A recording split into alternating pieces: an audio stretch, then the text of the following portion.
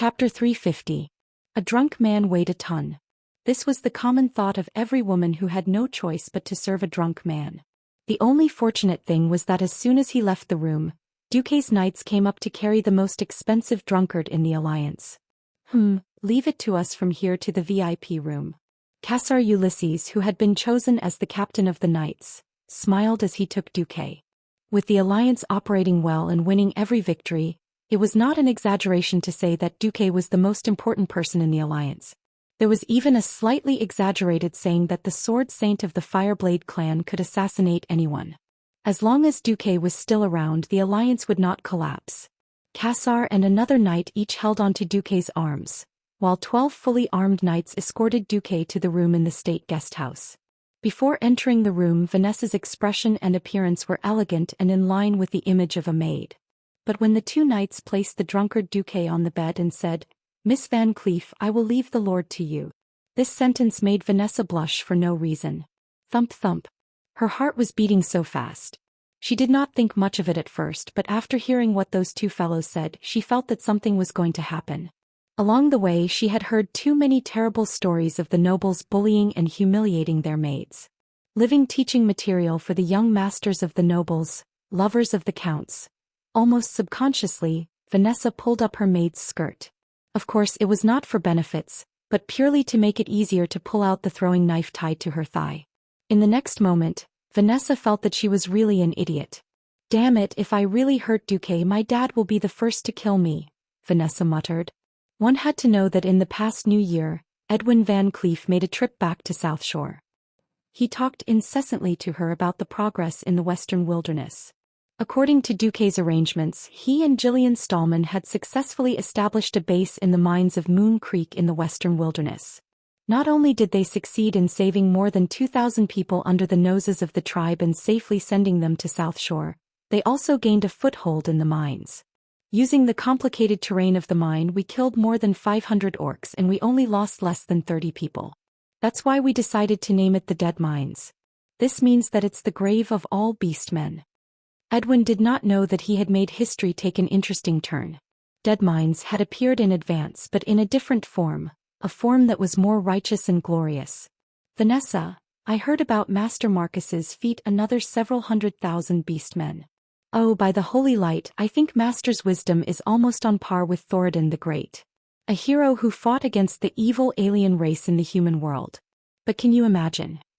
Something bad happens to him, how can I, Garion, Reginald and the other ministers continue to be loyal to our master?" Lucien thought to himself. "Oh, just thinking about it breaks my heart." Vanessa was speechless when she felt her father's fanatical worship of Duque. Vanessa was still young and did not have much of a sense of Duque's greatness. At most, she felt that Duque was very powerful. The problem was that her father wanted to gift his daughter a gift. Remembering that she was already 14 years old, soon to be the generally accepted age of 15 for marriage, Vanessa felt conflicted. The only fortunate thing was that although her father's hints were very obvious, he was still a father who doted on his daughter and did not directly force her. The memory ended. Alright, here's the problem. What if Duque went berserk and she gave in? Or not? Feeling extremely conflicted, Vanessa poked Duke's rather handsome face with her index finger. Huff huff huff. He breathed evenly. This bullshit Grand Duke's alcohol tolerance was pretty good. At least he didn't go berserk after getting drunk, nor did he go berserk. Squatting at the head of the bed, she looked at Duque's calm and youthful face. She could not imagine that this ridiculously young man was the core figure of the Alliance who controlled hundreds of thousands of soldiers and the future of the entire human race. What if seems not? Before Vanessa could finish talking to herself, she suddenly heard a commotion at the door. "Let me in. I have the most urgent matter to look for Duque." It was a female voice that Vanessa was familiar with. "My apologies, His Excellency Vice Commander just had a drinking contest with His Majesty Kudron Wildhammer and is now dead drunk. If there's anything, please talk tomorrow." This was the voice of the Knight Captain Casa. Clearly he and his men were blocking the way. By the sun, well. How can he get drunk at this time? No, I have to see him, I can't wait a second longer. Get out of the way, even if you have to splash him with water to wake him up. This was the voice of another woman. Most of the Wildhammer dwarves' houses were built in caves. In the entire state guest house, apart from a secret exit for escape, there was only one main door. When Vanessa opened the door, she saw the Windrunner sisters arguing with the knights. Yes, not only Servanas, but also Aurelia, who seemed to have just rushed back, looking travel-worn. Their quarrel alarmed many people. Gavinrad and Reginald, who didn't drink much, and Alucia, who didn't drink much, came out. Looking at this scene, Alucia suddenly remembered Duke's shocking plan, and she had an epiphany. This situation is probably within your expectations, right? But have you ever thought that you will get drunk? Alucia gently brushed her black hair, the corners of her mouth curving into a cute smile. She rarely gave a fake order.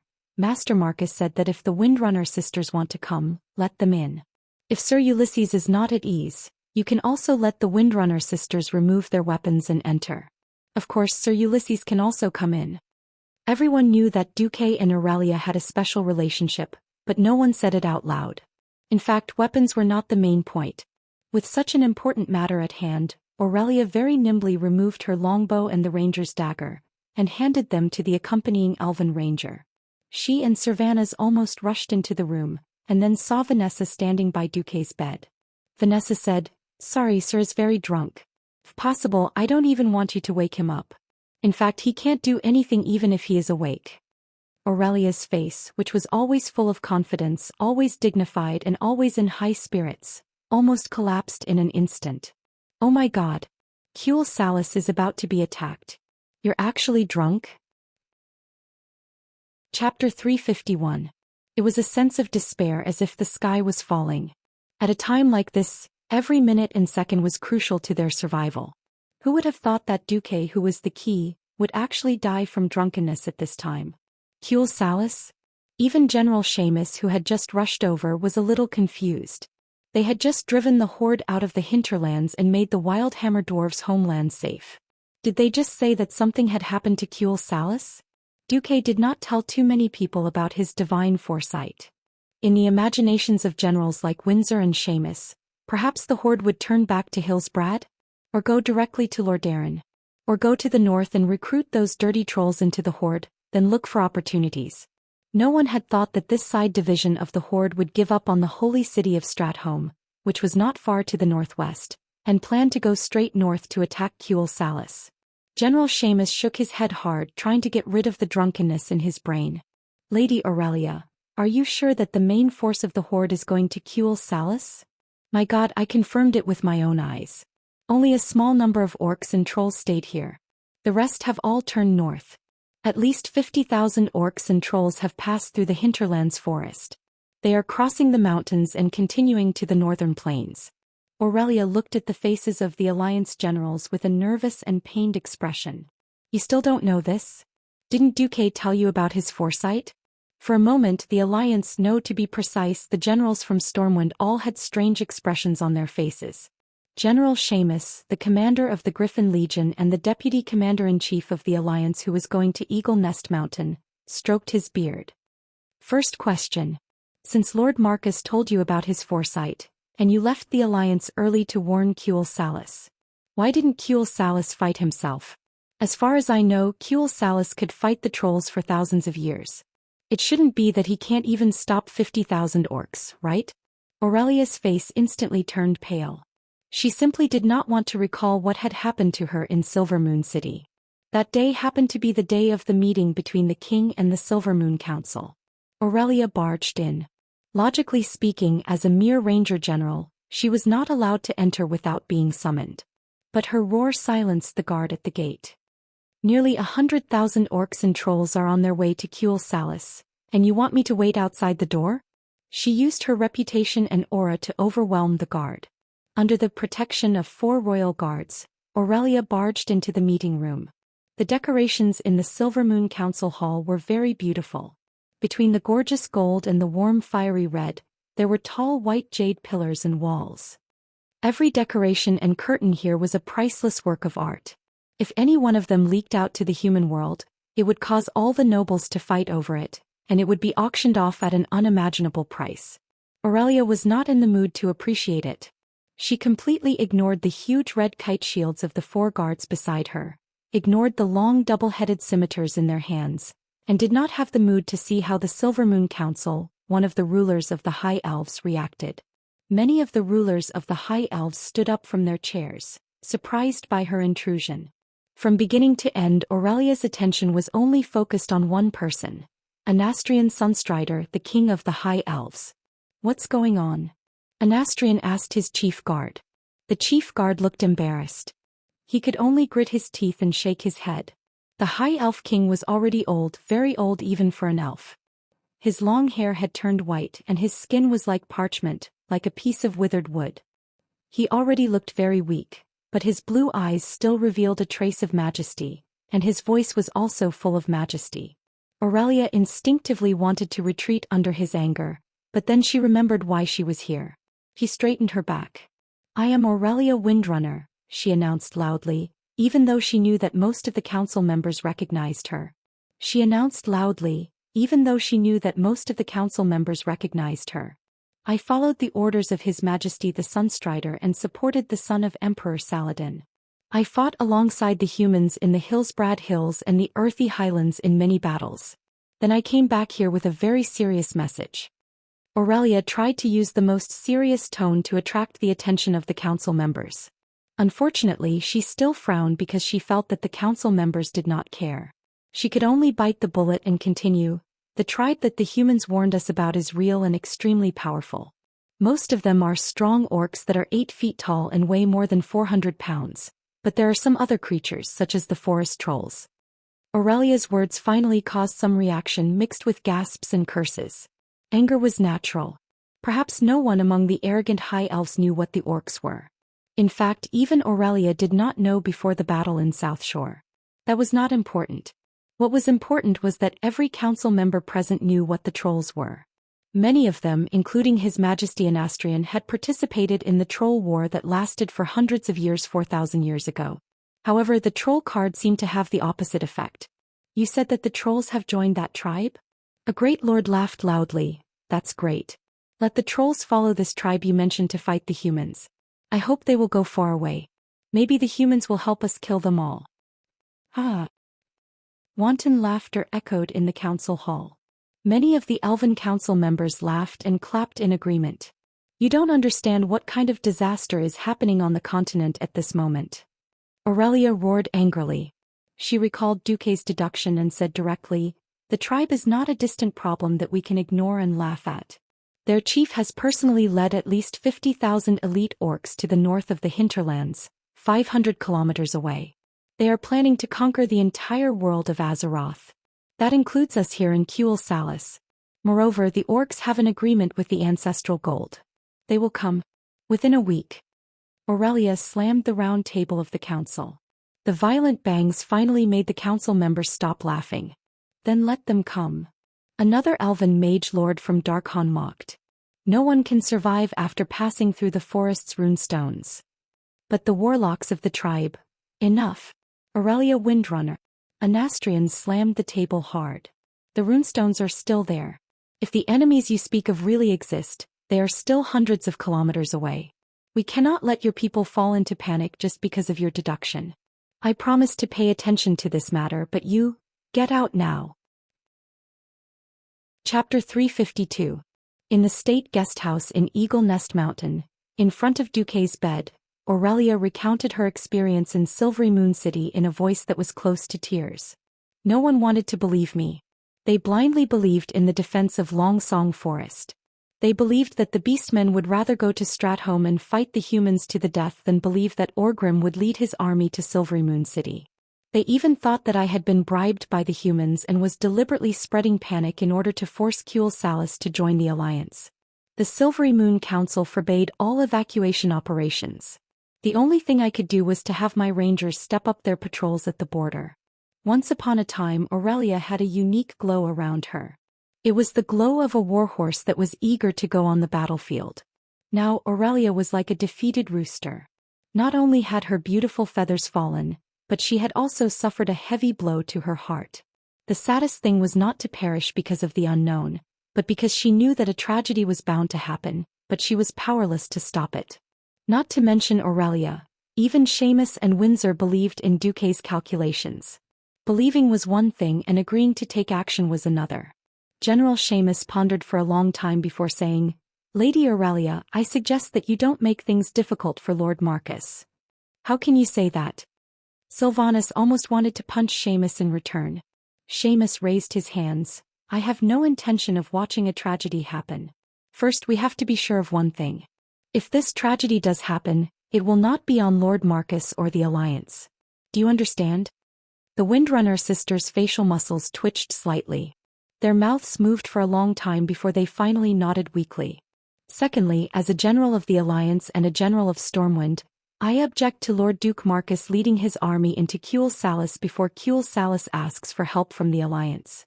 This is a matter of principle. Today we can use the orcs as an excuse to send troops into the High Elven Kingdom. Tomorrow another country can use the excuse of clearing out bandits to enter the borders of a third country. This is a very bad precedent." The faces of the Windrunner sisters turned pale. At this time General Xiamus added, "Of course the final decision is in the hands of Sir Marcus. But before he makes his final decision, I will remind him once again that power and responsibility are equal." With that Xiamus saluted and left Duque's room. Not only him but all the men also left the room. Only the drunk Duque, Vanessa, Lucia and the Windrunner sisters were left. "All right, we have to wake Duque up first." Sylvanus was about to say boy, but she swallowed the second half of her words. However, her action was still not respectful at all, because Queen Sylvanus actually picked up a bucket of ice water used to chill wine. To her surprise, Vanessa pulled up her skirt and revealed the throwing knives. And Lucia's magic circuit quickly turned, condensing an ice cone suspended in mid-air. "As the master's maid, although I don't like him, I can't let you do anything to the master. As half a disciple of Sir Marcus, I also can't allow you to disrespect the master." If it was any other time, Queen Sylvanus might have dealt with them. This was a sensitive time. A group of fully armed knights were listening outside the thin door. They would rush in at the slightest sign of trouble and chase the sisters out without hesitation. The worst thing was the relationship between Cuel Salis and the Alliance. Because he refused to join the alliance between the elves and humans had already regressed to the point where it almost existed in name only. Don't look at how these arrogant and valiant soldiers treated the Windwalker sisters with respect before. If something happened to Duke, they would be the first ones to react. Aurelia pulled her sister and bowed gracefully. "Sorry, we have no intention of hurting Duque. But the situation is urgent. I would like to ask. What do you allow us to use to wake him up?" "You can't hurt him," Vanessa replied immediately. "No pain." Lucia cared more about Duque from the bottom of her heart. The Windrunner sisters were dumbfounded. "I'll go first." Sylvanus walked over confidently and pinched Duque's nose. Duque stopped breathing. 1 second, 2 seconds, 5 seconds. Suddenly Duque vomited. A large amount of sour and rancid vomit flew out of his mouth. Queen Sylvanus was startled and jumped away. Fortunately there was a wizard here. Eluhia cast a small ice cone spell that lasted less than a millisecond, blowing Duke's vomit out of the bed and freezing it on the ground with ice elements. Vanessa glared fiercely at Sylvanus. "You are not allowed to touch him again." After saying that, Vanessa went to clean up the frozen vomit. Lucia gently wiped the corner of Duque's mouth with a warm towel, but her eyes were warning Aurelia. Illyria was helpless. Why did she have to run into such a thing? She could only walk over and sit by the bed, shaking Duque's arm. "Duque, wake up. Cuel Salis is really in danger as you predicted. I need your help, Duque." Huff, huff. A dead pig was sleeping soundly. Aurelia was going crazy. She shook Duque hard, but Duque did not wake up no matter what. Vanessa put her hands on her hips. "According to my experience with my father's friends, Master will not wake up until tomorrow noon." Tomorrow noon? The main force led by Orgrim had already left for the northern part of the hinterlands a day earlier. The orcs were fast to begin with. Even if they immediately chased after them in the middle of the night, they might not be able to catch up. Tomorrow noon? If the human army really went to the Long Song Forest, they might only be able to collect the corpses of the elves. Unknowingly, Aurelia's shaking became more and more urgent, and her body moved closer to Duque. Duque was in a deep sleep, so deep that even the system elf could not wake him up. In his sweet dreams he unknowingly had a dream. It was a dream related to his 10 terabytes action movie. The girl in the dream was so hot. Just as he was about to do something dirty, the girl took the initiative to hug him. When Duque suddenly attacked, Aurelia had at least 81 ways to dodge Duque's claws. But Duque's unconscious murmur made Aurelia feel like she was struck by lightning. Aurelia. A soft call in a dream always had a special meaning at this time. Regardless of whether it was real or not, Duque had indeed called out to her in his dreams. Aurelia fell for it. The next moment, in front of the other 3 women, Duque hugged the female elf close to him and buried himself in the encirclement of the mountain of flesh demon king. The most dramatic thing was that because of the difficulty in breathing, Duque woke up. When most of Duque's vision was blocked by the mountain of flesh demon king, Duque opened his dog eyes and met Aurelia's emerald eyes. Chapter 353. There was a kind of awkwardness that was worse than death. There was another kind of awkwardness that was worse than death. Duque also wanted to confirm if there was a kind of love that was called letting go. Unfortunately, in this situation it felt like he would die whether he let go or not. Since he was going to die anyway, Duque simply gave up on the treatment and let his face enjoy the shocking pressure of the mountain of flesh. At this moment Aurelia's whole body was hot, and every inch of her exposed skin was dyed a beautiful red. It was very beautiful. The strange feeling of being stared at by 6 eyes almost made Aurelia go crazy. She had no idea how to deal with this situation. The more unexpected the situation, the easier it was for her to lose her mind. Aurelia made a very stupid decision. Cover up and not admit it. She glared fiercely at Duque and used her left hand to touch Duque's eyelids, trying to make Duque close his eyes. She also said, "Duque is really drunk and muddle-headed." Aurelia wanted to fool around, but the problem was that Duque's rumored sister-in-law did not agree. Cervantes also put his hands on his waist. "Sister, although I also want to protect your face, our family and friends are exposed to the orcs' weapons. Sister, even if you are embarrassed, I still have to say, Duque is awake." Aurelia might be able to fool Vanessa and Alugia, but she could never fool her sister. The elves' long ears had a special ability called listen, which could hear sounds that were farther and had a wider frequency than humans. The change in Duque's breathing could not be hidden from Queen Sylvanas. In this emergency situation, Queen Sylvanas directly pierced through this piece of paper. At this moment Aurelia wanted to die. At this moment, Duque's arms were still tightly wrapped around a certain elf's waist. She frowned and tried to make her face look fierce. "Duque, you still won't let go? You sisters promise not to hit me?" Duque continued to roll his eyes.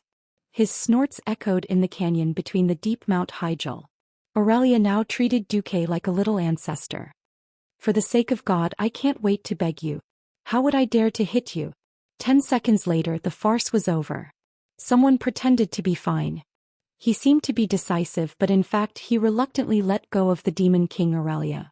Then Duque asked the system elf to inform his body to filter his blood through the arcane circuit and let the phoenix flame circuit evaporate the alcohol in the blood. Then he washed his face. Duque finally sat opposite the blushing Aurelia. On one side were the Windrunner sisters, and on the other side were Duque, Lucia, and Vanessa, who stood at the back with a dining table between them. With Cervantes' brief and concise explanation, Duque finally understood the current situation. "Duque, for my sake, send troops to save Cule Salis, okay? Only your army can save my hometown." Duque crossed his fingers and pressed the back of his fingers against the tip of his nose. His gaze became deep again. He was recalling all the details of the second battle of the Dark Portal that he knew. Once he was a player who understood the story of a game. Right now he was a transmigrator who had personally arrived to control the direction of this world-shaking battle. Everything could change and every choice had the chance to have a far-reaching impact. At this point in World War II, Duque could almost say that even if he didn't do anything, the Alliance had a 70% chance of winning. The problem now was no longer limited to winning, but the situation and layout after the victory. Once they entered the third battle of the Dark Portal, it would be the day of the rise of the Lich King. The entire North and Lordaeron continent would be smashed into pieces by the brainless Arthas. How much vitality could be preserved was the key. However, when he thought of the Silver Moon Council, the pig of the pig teammates, Duque had the urge to quickly kill them all. The Silver Moon Council was arrogant, deceiving the people and the king. They were a cancer in the world of the High Elves. Other than fighting to the death in the last battle, the Silver Moon Council was definitely a useless trash-level existence. Yet dealing with them in advance was tantamount to dividing the humans and the high elves. Duque pondered for a while and finally sighed. Camus is right. Before we get Cule Salus's application to join the Alliance and a letter asking for help, the Alliance can't send troops. As soon as Duque finished speaking, the Windrunner sisters, who were already tearing up, stood up. Aurelia bit her lip hard and blood seeped out of the corner of her mouth. She slammed the table. Duque, I was wrong about you. 30,000 elven civilians will die because of the wrong choice made by the Silvermoon Council and you. I hate you. Aurelia was extremely agitated, her chest heaving up and down violently. Duque was not in the mood to appreciate this stunning scene. Duque was also angry. Then what about me? Being biased and bringing the elites that Stormwind relied on to restore the country, just because of your request, illegally crossed the border, rushed into a forbidden country and fought with the tribe. Then the Sun King said, I didn't ask you to come into our country, as if we were just watching a dog fight. You dismissed us with just one sentence? What Duque said was absolutely the truth. The key to Cule Salus's crisis was that the higher-ups of Silvermoon City were like **T. This was the arrogance of the High Elves that had been passed down for thousands of years. It had nothing to do with Duque or any other race in the world. Aurelia cried bitterly. She leaned on the table and wailed. The tears of a beauty always made people's hearts ache. Servanas clenched his fists and pursed his lips. He could not help but shout, Duque, my sister trusted you wrongly. Without the phoenix flame that she gave you, would you have the status you have today? Faced with Queen Sylvie's rebuke, Duque smiled sadly. Then I'll accompany you to the Long Song Forest as an individual. After I die in battle, I can return the favor to Aurelia, right? A cold wind blew through the room. For a moment, all the women in the room were stunned. The powerful Duque, who had the power to mobilize the troops of the 8 kingdoms, had a series of brilliant achievements, and carried the hopes of countless humans, actually had the courage to say such words. No one did not believe in Duque, because Duque's words were almost synonymous with fate. Suddenly the door was knocked open. No. If you die in Cule Salus, what about the millions of soldiers and civilians in Stormwind who are waiting to restore the country? General Seamus roared.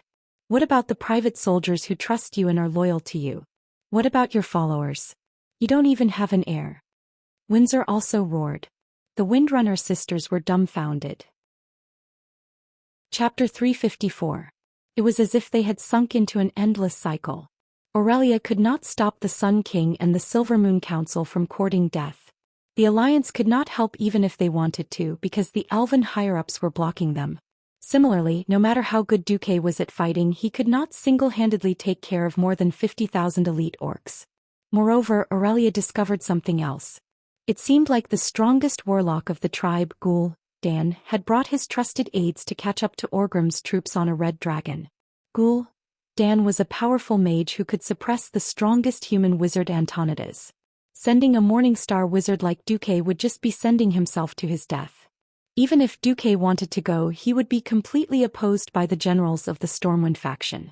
At this moment, Aurelia sank into despair. Sister. Let's go. Since the humans are not willing to help, we have to go back ourselves. Sylvanas said with determination as she pulled on her sister's hand. Illyria, on the other hand, gave Duke one last pleading look. Duque took a deep breath. Actually, there's one last way. Once Duque said this, the entire place went silent. Every pair of eyes stared at Duque and every heart stopped beating. Everyone held their breath. Speak. Aurelia was instinctively excited. Aurelia Windrunner, are you willing to be a patriotic traitor? Patriotic traitor? Be it Aurelia or the others, they were all confused by Duque's words. Duque said in a low voice, even if it's a lord, inviting foreign troops into his own country is a crime of treason.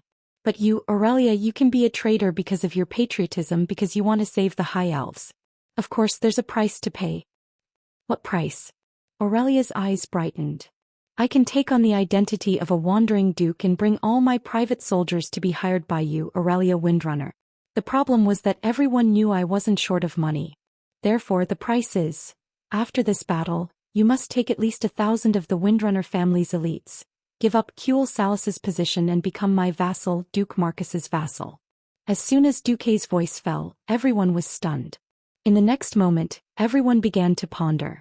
Seemed like it was indeed feasible. First of all, Duque was not a king. His status wasn't so high that he couldn't be fooled no matter what. It wasn't wrong to say that Duque was a wandering duke. Stormwind had been destroyed. A country without territory would not be recognized. Didn't you see that after Duke Fairville left Cultivation he was just a pirate leader? Who would really recognize him as a duke? Secondly, even with his so-called private army, the strength of Duque's subordinates was quite shocking. Apart from the basic 10,000 private soldiers, Duque also had a group of mages. Moreover, it would be difficult to fool them. Finally, there was the price. From a legal point of view, even if Xianxia joined the alliance, someone had to take the blame for this kind of thing. Everyone knew about the ambiguous relationship between Duque and Aurelia. The problem was that if Duque really wanted to marry Aurelia, it would be super troublesome. The union of a duke from another country and General Xianxia must be approved by the Sun King and the Silver Moon Council. When that time came, it was really unknown what kind of trouble Duque and the Windrunner family would be in. Duque took this opportunity to pull Aurelia out of it, killing 2 birds with 1 stone. Moreover, there were 1,000 of the strongest elven rangers on the continent. It was precisely because of these conditions that Duque's deal would not seem to be a loss in the eyes of all the nobles. Otherwise, the nobles would only think that Duque was an idiot. If the Sun King really wanted to pursue the matter, no one except Stormwind would protect Duque. At this time, Aurelia fell into infinite entanglement. A patriotic traitor in exchange for the survival of tens of thousands of his compatriots. Aurelia's conscience and affection for Duque instantly prevailed in both rational and emotional aspects at the same time. Duque, I can personally promise you. But I can't give a definite answer on behalf of the rangers of the Windrunner family. No. 1,000 rangers, not one less. This is a matter of attitude. Unexpectedly, it was Wuxia who bargained for Duque. Duque was stunned. What surprised Duque even more was yet to come. I know, my brothers and sisters. There can't be 1,000 rangers of the Windrunner family who are willing to give up their homeland. 300 is already the limit, Servanas interrupted. Wuxia was anxious. We can't accept such conditions. Of course it's not fair. However, as long as you can cover the evacuation of more than 20,000 civilians in Longsong Forest to Silvery Moon City, Duque, I'm willing to give up my position in Xianxia and become your vassal together with my sister. Duque's brain went blank for a second. Surprise. This was definitely an unexpected surprise. Duque had never thought that he could gain so much from attacking Xianxia with the help of the tribe. That was Aurelia and Sylvanas, the eldest and second children of the Windrunner family, the 2 strongest rangers in the world. In terms of strength, even the third sister, Xianxia, was still a distance away from them. Not to mention, in the original history, one was a great hero in Stormwind City's King's Valley, and the other was a queen who could summon wind and rain in the tribe, and even become the chief of the tribe in the distant future. Damn it, this was really a big win. If there weren't so many people watching, Duque really wanted to immediately shout, I've tricked Aurelia and Queen Sylvanas into my hands. At this moment, Duque finally felt a sense of pride for completely changing history. No matter what, as long as he passed Xianxia this time, then there wouldn't be another Sylvanas who died in Silvery Moon City. And there wouldn't be another forgotten queen in the future. The forgotten ones? Bah. I'm a living person. I don't care how those bones die. Wuxia originally wanted to fight for more benefits for Duque, but seeing Duque's excited eyes, she quietly retreated to the side of Duque's body. Similarly, Seamus and Windsor didn't want their boss to go so far away to be a mercenary. After seeing the look in Duque's eyes, they all sighed deeply. Alright, I hope that helping the elves this time won't be too bad. With a plan, everything would be easy to handle. When Duque woke up King Lang overnight with a magic message and explained the seriousness of the matter, Lang gave Duque and Aurelia a surprise. If some of the Griffin Legion soldiers are willing to become your private soldiers, I can't stop them. Sometimes nobles like to secretly increase the number of their private soldiers, but the king can't find out, so it's not against the rules. However, in the future, there will be many elites from the Griffin Legion on the battlefield. Chapter 355. A king's speech was often a form of art. Some words could not be said directly. In any case, Duque, Aurelia and Seamus understood. Seeing Seamus silently request the dwarves to forge 20,000 Duque private soldier badges, Aurelia held Duque's hand at some point. She knew very well that Duque had used his connections to the extreme. Everyone knew that in all of Stormwind, apart from the Royal Knights under Lothar's direct command, Seamus Griffin Legion was the best fighter.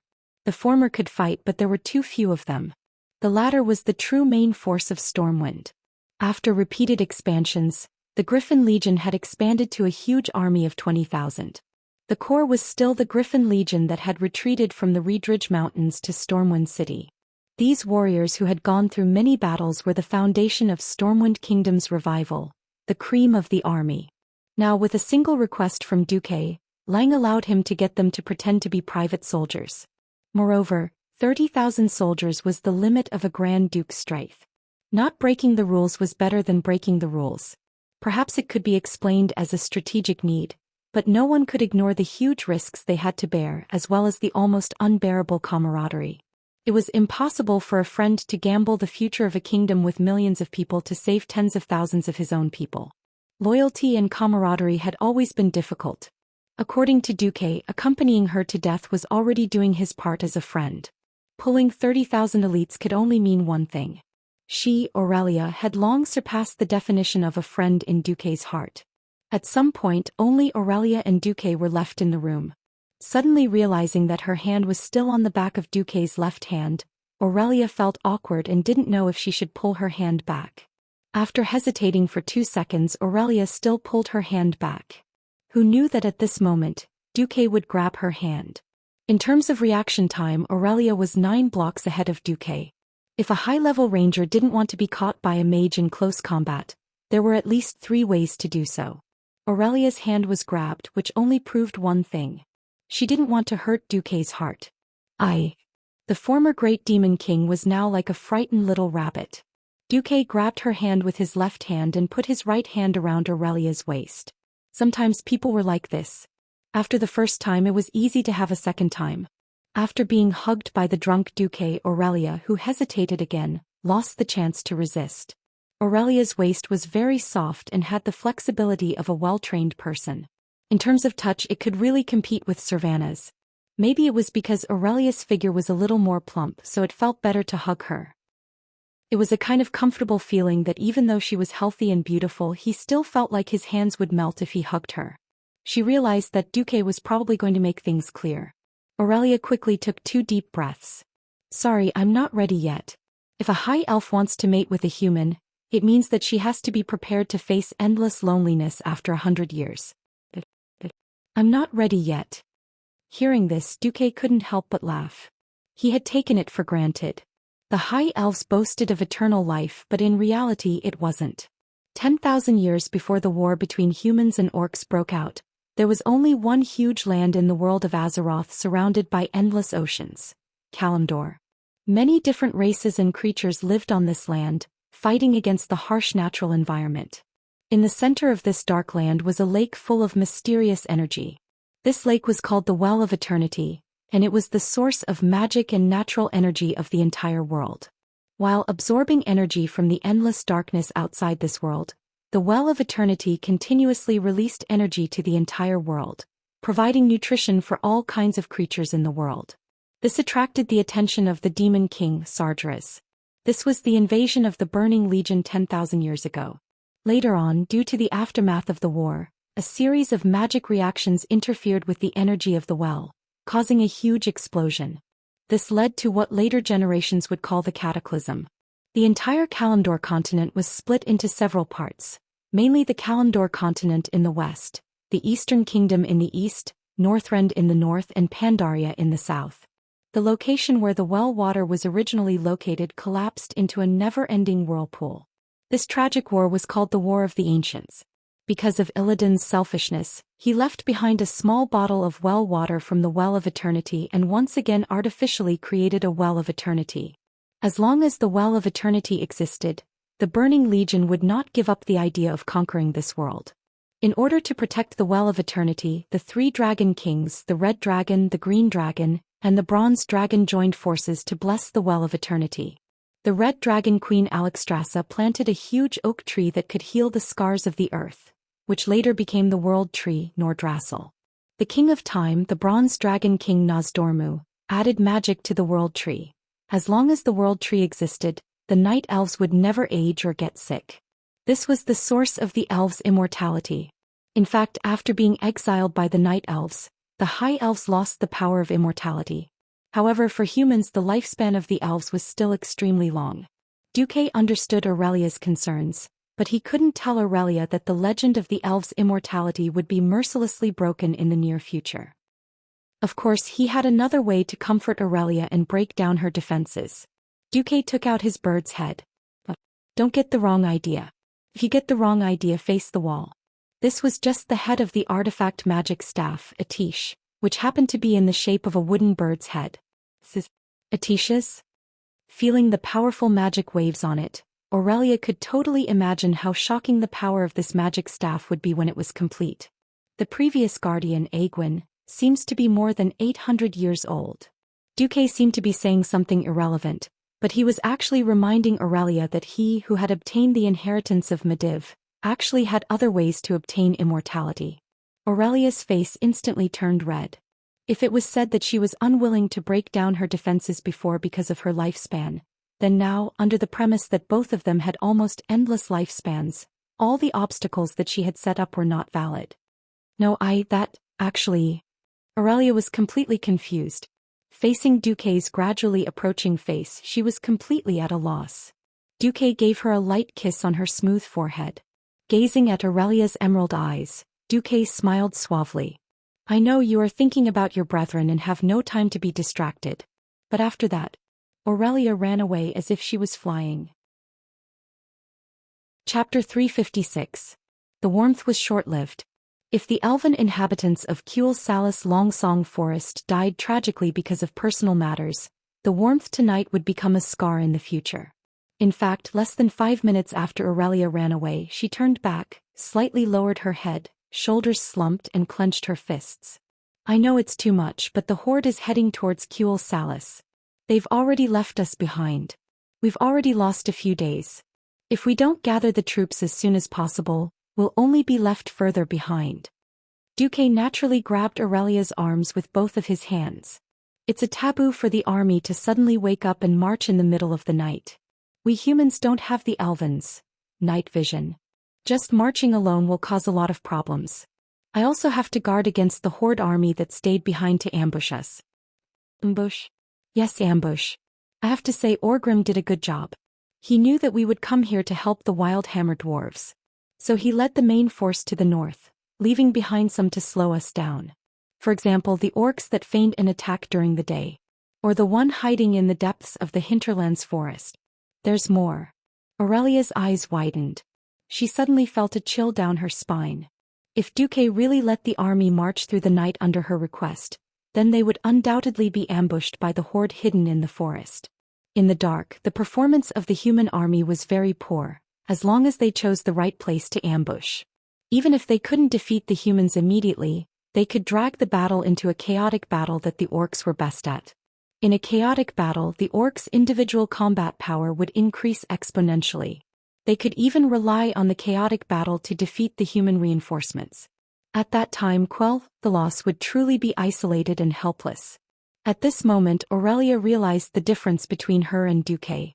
She might be a competent battlefield commander, but she wasn't good at strategy. In front of commanders like Duke and Orgrim, she wasn't even worth looking at. In fact, Aurelia could not imagine how difficult the task of the reinforcements was, chasing after an elite army, moving with all their might and defending against possible ambushes. She only hoped that they could arrive at the Long Song Forest in time. Then what should we do? The main force of the beastmen is so far away from us. Every second we delay will allow the tribe to get closer to Kuel Salis. Even if she didn't want to admit it, Duque was the only one who could give her advice at this time. Nothing much. You came all the way from Kuel Salis, so you must be very tired. I suggest that you have a good sleep first, then. When Duque saw the stubborn look in Aurelia's eyes, he smiled bitterly. Well, if I don't solve the mystery, you won't rest, right? Aurelia's bright eyes stared at Duque as if saying, you already know the answer. Duke shrugged. This isn't a fair competition in the arena. If Orgrim can send his army to harass us, why can't I send people to stop them? Don't forget who predicted that the horde would march this way. Well, the hint is FFF. FFF was naturally Duke's flamethrower army. It was now the middle of summer in May, so it wasn't too difficult to set fire to the forest. Even though Aurelia hated burning the forest as an elf, they were facing a great enemy, and she wasn't a druid who believed in nature. It didn't matter if it was a black or white cat as long as it could catch mice, it was a good cat. Because of the battle in the Silver Pine Forest, Lordaeron had used up almost all of their forces in the rear. It was not realistic for Lordaeron to send troops to stop Orgrim's elite army. There was no other way to delay the horde's army with a small number of troops. Aurelia came to a sudden realization, and her expression suddenly became very interesting.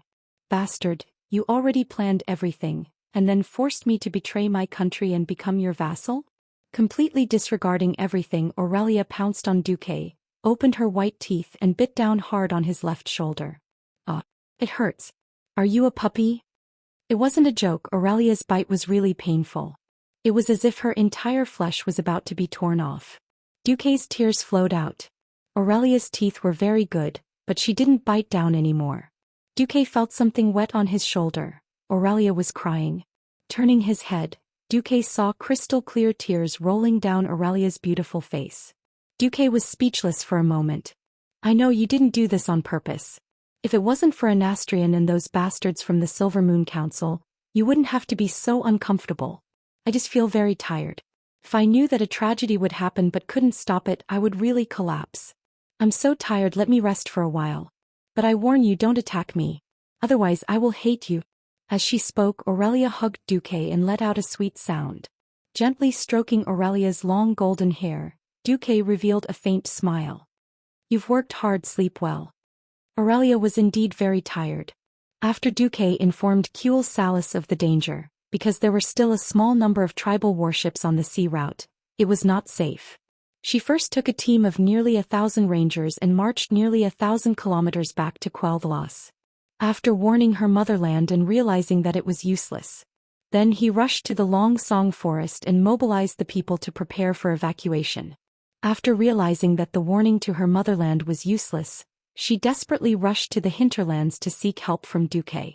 Ever since Duque arrived at the earthy highlands, Aurelia had not had a good rest. Now that she was finally relaxed, she naturally slept like a log. Duque carried her, gently put her on his bed, covered her with the quilt and walked out of the door. As soon as he walked out of the door, Duque immediately sensed multiple gazes on his face. If you dare to take advantage of this time, I will definitely kill you. Queen Sylvanas left a harsh remark and then left. Duke didn't reply. He stared blankly for 2 seconds as Queen Sylvie turned around and left. Then he rubbed his nose. I knew you were eavesdropping. Who the hell would touch Illyria at this time? Duque looked at Vanessa. The disobedient little maid suddenly muttered to herself. Sigh, I'm really a busy maid. I'm just a maid, but I have to follow her to the battlefield. I don't know if my black-hearted master will occasionally be kind enough to give me a raise. No matter how many times he saw Vanessa, Duque felt a little funny. This girl seemed to dislike him no matter what, but she would always help him with the housework. Well, your master is rich. In the future your salary will be doubled. That's more like it. I can go change to a dagger. Is there a maid like you? Chapter 357. Duque. Master, I have to go prepare as well. Alicia also stood up and bowed. Actually, it's going to be a rapid march. If you think it's too tiring, you don't have to go. Duque advised. No, it's better to serve the Alliance than to stay in a safe place and deal with those insincere courtship. Alicia smiled sweetly. Looking at Alicia's gentle and sweet smile, Duque felt that, it seemed like, forget it. Duque rubbed the back of his head, then rolled to the next room to catch up on his sleep. 8 o'clock in the morning. Whether they were willing or not, the leaders of the Alliance in the Eagle's Nest Mountain were all awake. Looking at Aurelia, who appeared beside Duque, and listening to the explanation of the military situation, Kudrin Wildhammer frowned. Even if we know that this is a feint, as long as the Horde army in the Hinterlands forest is not destroyed, the Wildhammer dwarves' homeland will still be threatened. This is not just a feint. I'm afraid that before ensuring the safety of the Eagle's Nest Mountain, the wild hammer dwarves will not be able to provide any more assistance. Duque pointed at the map. The trolls have been here for thousands of years and no one has been able to truly destroy them. So it's unrealistic to clear the hinterlands of the horde and the trolls. What are you going to do? Kudrin stroked his big orange-red beard. We can't let this unknown force follow behind our main force or arrive before us. I'll let General Seamus stay in the hinterlands with 20,000 elites to ensure that this forest is completely cleared. Then we'll create a treeless isolation zone that is at least 2 kilometers wide, and build a series of sentry towers to ensure that every troll or orc passing by will be discovered. Looking at the straight line that Duque drew between the Troll's Nest and the Eagle's Nest Mountain, Kudrin was deep in thought. How? Or set a fire? Aren't you afraid of burning the entire hinterlands? Believe me, I'm a professional. I've done it before in the Elven Forest. Kudrin was quite speechless and nodded. Well, there are no druids among the dwarves. Duque continued. Then when you're free, I hope you can build a fortress here within a month. Duque was referring to the location of the northern sentinel tower in the eastern Plaguelands. It was just the right place to block the way from the elves' Long Song Forest to the holy city of Stratholme. A month? Kudrin was surprised. We've done this before in Stormwind City, General Tom explained. This is a new material called cement. Of course, with enough cement I can build a wall from Stratholme to Lordaeron in a month. I've already had Makarov prepare the cement in Stratholme. Then I have no problem. Tom nodded. Now that the situation was settled, Kudrin's brows relaxed. Thank you for your assistance, he said respectfully. When the hinterlands is safe again, my Griffin Knights and I will catch up with you and go to the north to deal with the remaining tribes. Thank you, King of the Barbarians. Duque bowed and turned to the others. All right, ladies and gentlemen, don't just stand there. Let's get to Kuel Salis in 10 days. 3 days later, Orgrim almost went mad with anger. This should have been a seamless transition. The humans would have panicked and thought that they would lead their army to break through the Poison Fog Canyon to the west to attack Alterac. They would have feared that they would attack Andoril to the northwest to attack Lordaeron. They would even think that they were going to attack the weakly defended Stratholme. Obviously, the humans had predicted their path. It was unknown whether or not Duke Marcus, who should have been killed 10,000 times, had anticipated this, but their path forward was blocked. If it was a human army of 100,000, Orgrim wouldn't be afraid. Unfortunately, it wasn't. A crimson light was reflected in the eyes of the orcs.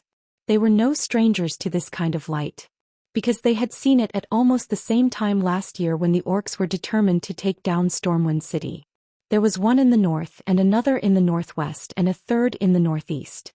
The fourth red light in the west was getting brighter and brighter.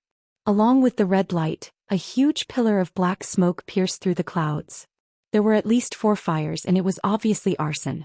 The forest fire was so fierce that it seemed to light up the entire cloud layer, turning the clouds into rolling and burning clouds.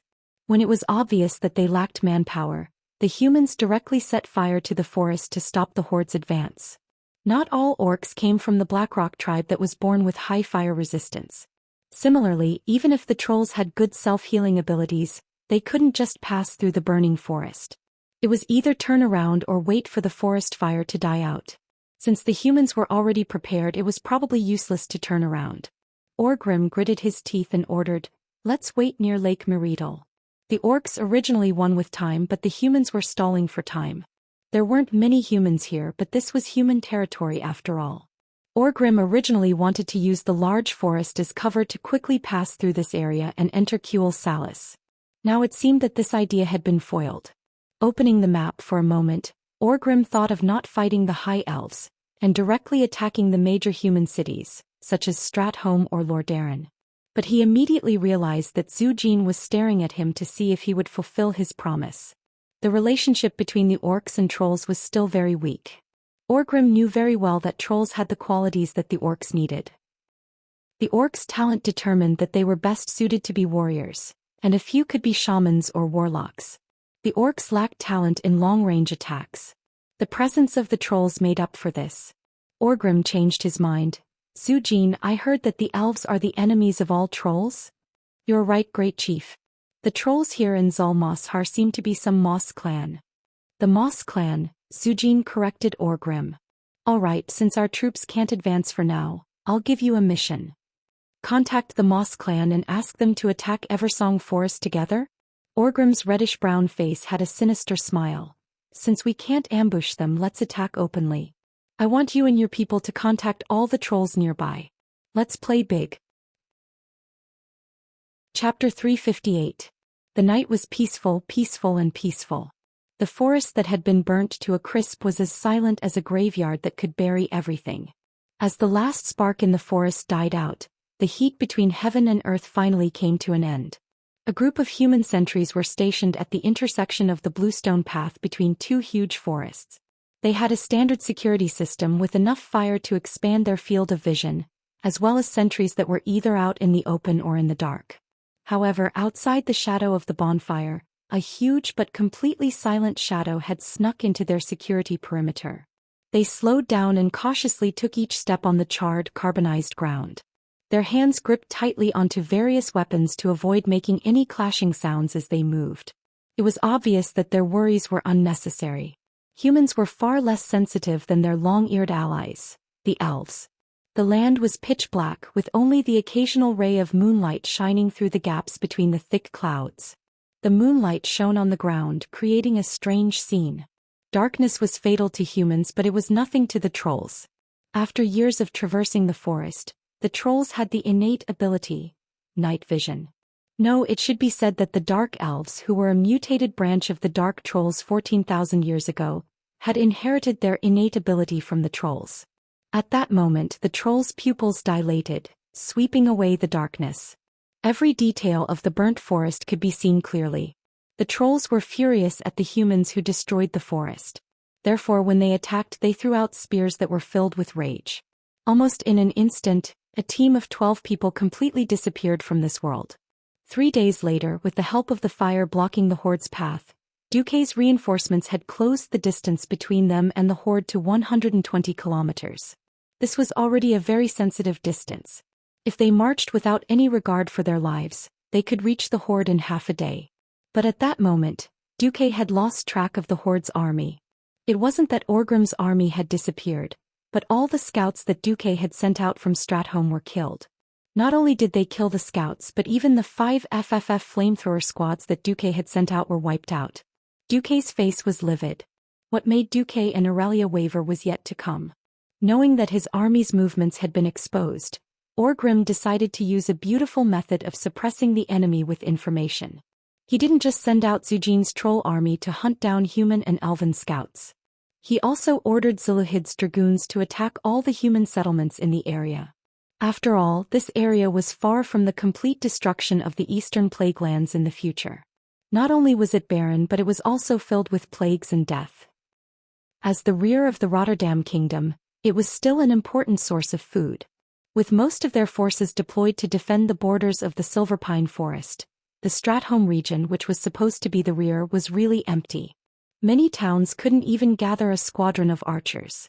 Not to mention the red dragon that could fly around in the sky and spit fire. All of a sudden the cities were in danger. The nobles of Maris Farm, Darrowshire, Stratholme and other places all asked for help from Rotterdam. King Terenas, who was under great pressure, immediately threw stacks of letters to Duque. It made Duque want to die when he saw the magic letters.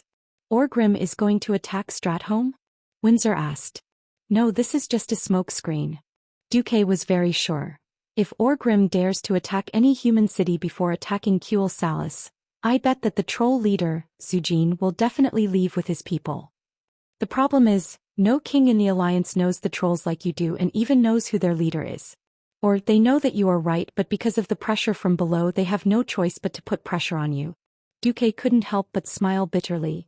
Reggie, now you know that it's not easy to be the vice commander of the Alliance, right? Windsor nodded. I have to admit Orgrim did a great job this time.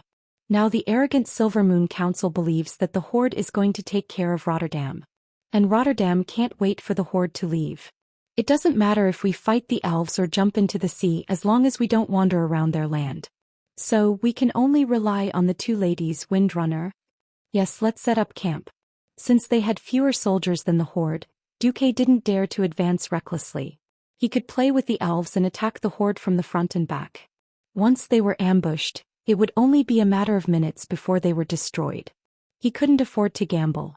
On the other side, in the name of the Silver Moon, where are they? Aurelia held a long, thin sword in her hand as she ran in the forest. The leaves and branches made her look a little blurry. The few rangers had fanned out in all directions to expand their scouting range. However, when Aurelia found out that the trolls were their enemies, she hoped that they wouldn't break into the trolls' encirclement. She hoped that she or Cervantes would find these evil green-skinned creatures first. Aurelia was confused again. Her logic and emotions told her that Duque's deduction was correct. In fact, it was because Aurelia obeyed and followed his arrangements that she would cross the mountains to search for the horde. On the other hand, she couldn't help but think that if she hadn't come to Long Song Forest for help, she would have been able to face the invaders with her family and her compatriots and fight against the evil together with the orcs and trolls. It was a very contradictory feeling.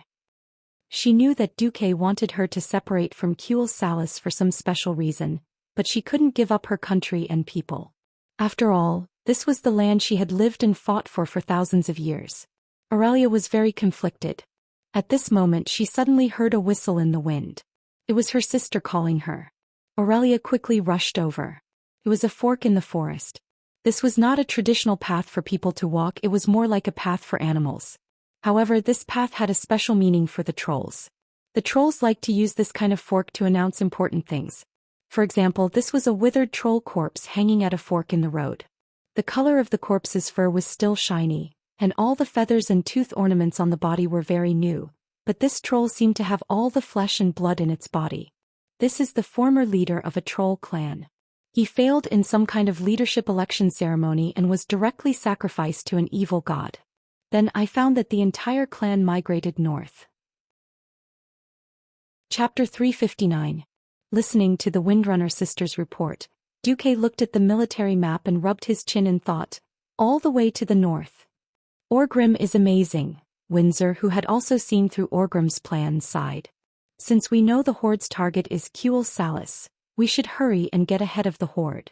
Cervantes slammed the table. As soon as she finished speaking, she realized that everyone else had an expression that said, "You're right, but it's meaningless." Aurelia shook her head. That's why Orgrim is so smart. If we can't figure out where the horde's main force is, we might be ambushed while we're marching. The horde's army is far stronger than ours. If we're ambushed, everything will be over. We can expand our scouting range, Queen Cervantes suggested, unwilling to give up. Aurelia still shook her head. There's no point in just warning us. With our current strength, if we fight the horde in the wild, we'll lose. No one knew how many trolls had joined the horde. The latest information was that at least 3 trolls had joined the horde. The number of trolls in each clan had always been a mystery. The worst-case scenario was that Duque's 30,000 people ran into 100,000 horde army. No matter how brave these people were, they would just be cannon fodder. This was not a joke because the strongest heroes of the horde were among them. Orgrim, Ghoul, Dan, Google, Zulu Hid, Talon, Gorefiend. It didn't matter if Ghoul, Dan tried his best. Even if Ghoul, Dan used 20% of his power, Duque would definitely die, and there was a high chance that he would not be able to revive. After all, Ghoul, Dan was an expert at using forbidden death magic. Duque did not want to be captured and turned into a ghoul or a frost lich when he finally succeeded in seducing Aurelia. Then I'll call the Windrunner's rangers back? Cervantes said unwillingly. Duke continued to shake his head. Let's not talk about the chances of you winning against the trolls who are also adept in jungle warfare.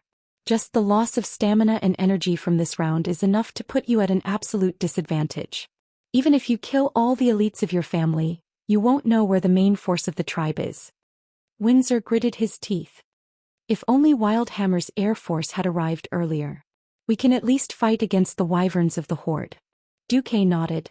I have already sent a message to Cudrin. He promised to send us a squadron of griffins in 3 days. Phew, that's the only good news. However, our intelligence blockade has yet to be lifted. My people have noticed more and more troll hunters around the camp. Windsor brought up another matter. Duque muttered to himself. Now, whether it was entering or staying, they would have to take a huge risk. If this army of 30,000 remained motionless for too long, they might attract Orgrim's attention. It wasn't impossible for him to launch a sudden counterattack. All motives still depended on the changes in the situation. Once he was close enough to the main force of the horde, Orgrim would definitely not mind eating this human's tail. Let's retreat to the foot of the mountain near the hinterlands first. As for the warning, I can solve it the day after tomorrow at the latest. Aurelia's bright eyes widened. How? Dear Miss Aurelia Windrunner, are you interested in accompanying me on a trip to Dan Moreau? Huh. What the hell? A trip to Dan Moreau? Dan Moreau was the region where the dwarves' iron furnace castle was located. The dwarves there were defending their main city to the death. Could be said that the entire Dan Moreau was a tribe. Why did Duque suddenly want to travel to Dan Moreau? Just as Aurelia was about to open her mouth and say something, Duque suddenly placed a finger on her red lips. The finger sank into her delicate red lips. Felt pretty good. Don't ask. Just trust me and follow me. I promise I won't let you down, Windrunner. Some things were just like that. In the past, Aurelia would definitely give Duque a hard knock on the back of his head. But now Aurelia often chose to believe in Duque. However, Queen Sylvanas was unhappy. She put her hands on her hips and interrogated Duque. Hey, don't forget there's still a Windrunner here. Why do you have to bring me along? Duque smirked. There has to be a Windrunner in charge of scouting the camp. Sylvanas was infuriated. Duque was obviously abusing his position for personal gain. Unfortunately, she also knew that if she were to go, she would definitely not be so cooperative with Duque. You better remember this. Sylvanas turned her head and left. Going on patrol. Duque did not open a portal this time. It was not a good place to open a portal. This was because the place Duque wanted to go to did not have a fixed coordinate. This required Duque to use his brain and the system to lock onto the spatial location. What everyone did not expect was that Duque waved his hand and asked Vanessa to come over. Me. Vanessa was a little stunned. I need a skilled and trustworthy rogue. Upon hearing the word trustworthy, Vanessa, who still had the temperament of a little girl, immediately ran over to Duque. Then Vanessa regretted it a little. Because Duque had suddenly put his claws on her waist. In fact, Duque was hugging one on each side. On the left was Vanessa and on the right was Aurelia. Without giving them too much time to struggle shyly, Duque directly opened the portal. The dazzling bluish-purple arcane light turned into dozens of mysterious rune ribbons in the air and began to spin. As a large amount of arcane energy overflowed, the two girls suddenly felt that their surroundings were a little blurry and unreal. A small hole was torn in space and instantly an unstoppable force sucked them in. Aurelia, who was experienced and knowledgeable, was slightly better. Little Vanessa was so scared that she hugged Duque tightly. Only then did Duque realize that Vanessa had already developed so well. Without saying anything, he directly injected the moral integrity of a Mediv into himself. At the very least, he would not make a fool of himself. This was not a traditional teleportation. The teleportation between the main cities of the major kingdoms had relatively fixed spatial coordinates and a stable spatial structure. This was a teleportation that temporarily locked onto a target, so it was more laborious. Duque quickly found the bronze-bearded dwarven kingdom's iron stove castle, and then quickly searched for his target. Fortunately, that thing was also very big and Duque did not have to spend a lot of energy to find it. It was Nomerigan, a level 35 dungeon in the game in his previous life. Now it was the former hometown of the gnomes that they were forced to abandon. Once upon a time, the dwarves of Iron Stove Castle and the gnomes of Nomerigan had a good relationship, but they did not live under the same roof. Because some gnome dared to die, his hometown collapsed. All kinds of monsters ran out and killed all the surviving gnomes. Most of the remaining gnomes turned into leper gnomes. Well, it was right to think of them as a kind of neurotic gnome. Looking at the unfamiliar scene in front of her, Aurelia was a little confused. What are we doing here? We are looking for the Yao Yao spirit. Huh. Chapter 360. A demon spirit? What kind of monster was that? Even though she was vomiting, Vanessa still stood up shakily. She pulled out her dagger and looked around cautiously. Duque gently stroked Vanessa's head. A demon spirit is a godly creature. It is harmless to humans and animals. But it can also be extremely troublesome. Many question marks popped up on Vanessa's head. Even though she had experienced more than one teleportation, Aurelia still could not get used to the jolting feeling that felt like all your internal organs were shaken out, stirred, and then stuffed back into your body. After a while, they finally had the mood to look at this strange underground city. Nomarigan was built 172 years ago. This technological miracle city in Danmoro had been the main city of the gnomes for generations. 2 years ago, it was clear that there was another distortion in time and space. Corresponding to the incorrect 21%, the major event that should have happened 20 years after the dark portal happened 2 years earlier. A group of evil rockjaws, or perhaps it should be said that the cave dwellers invaded many parts of Danmoro, including the main city of the gnomes.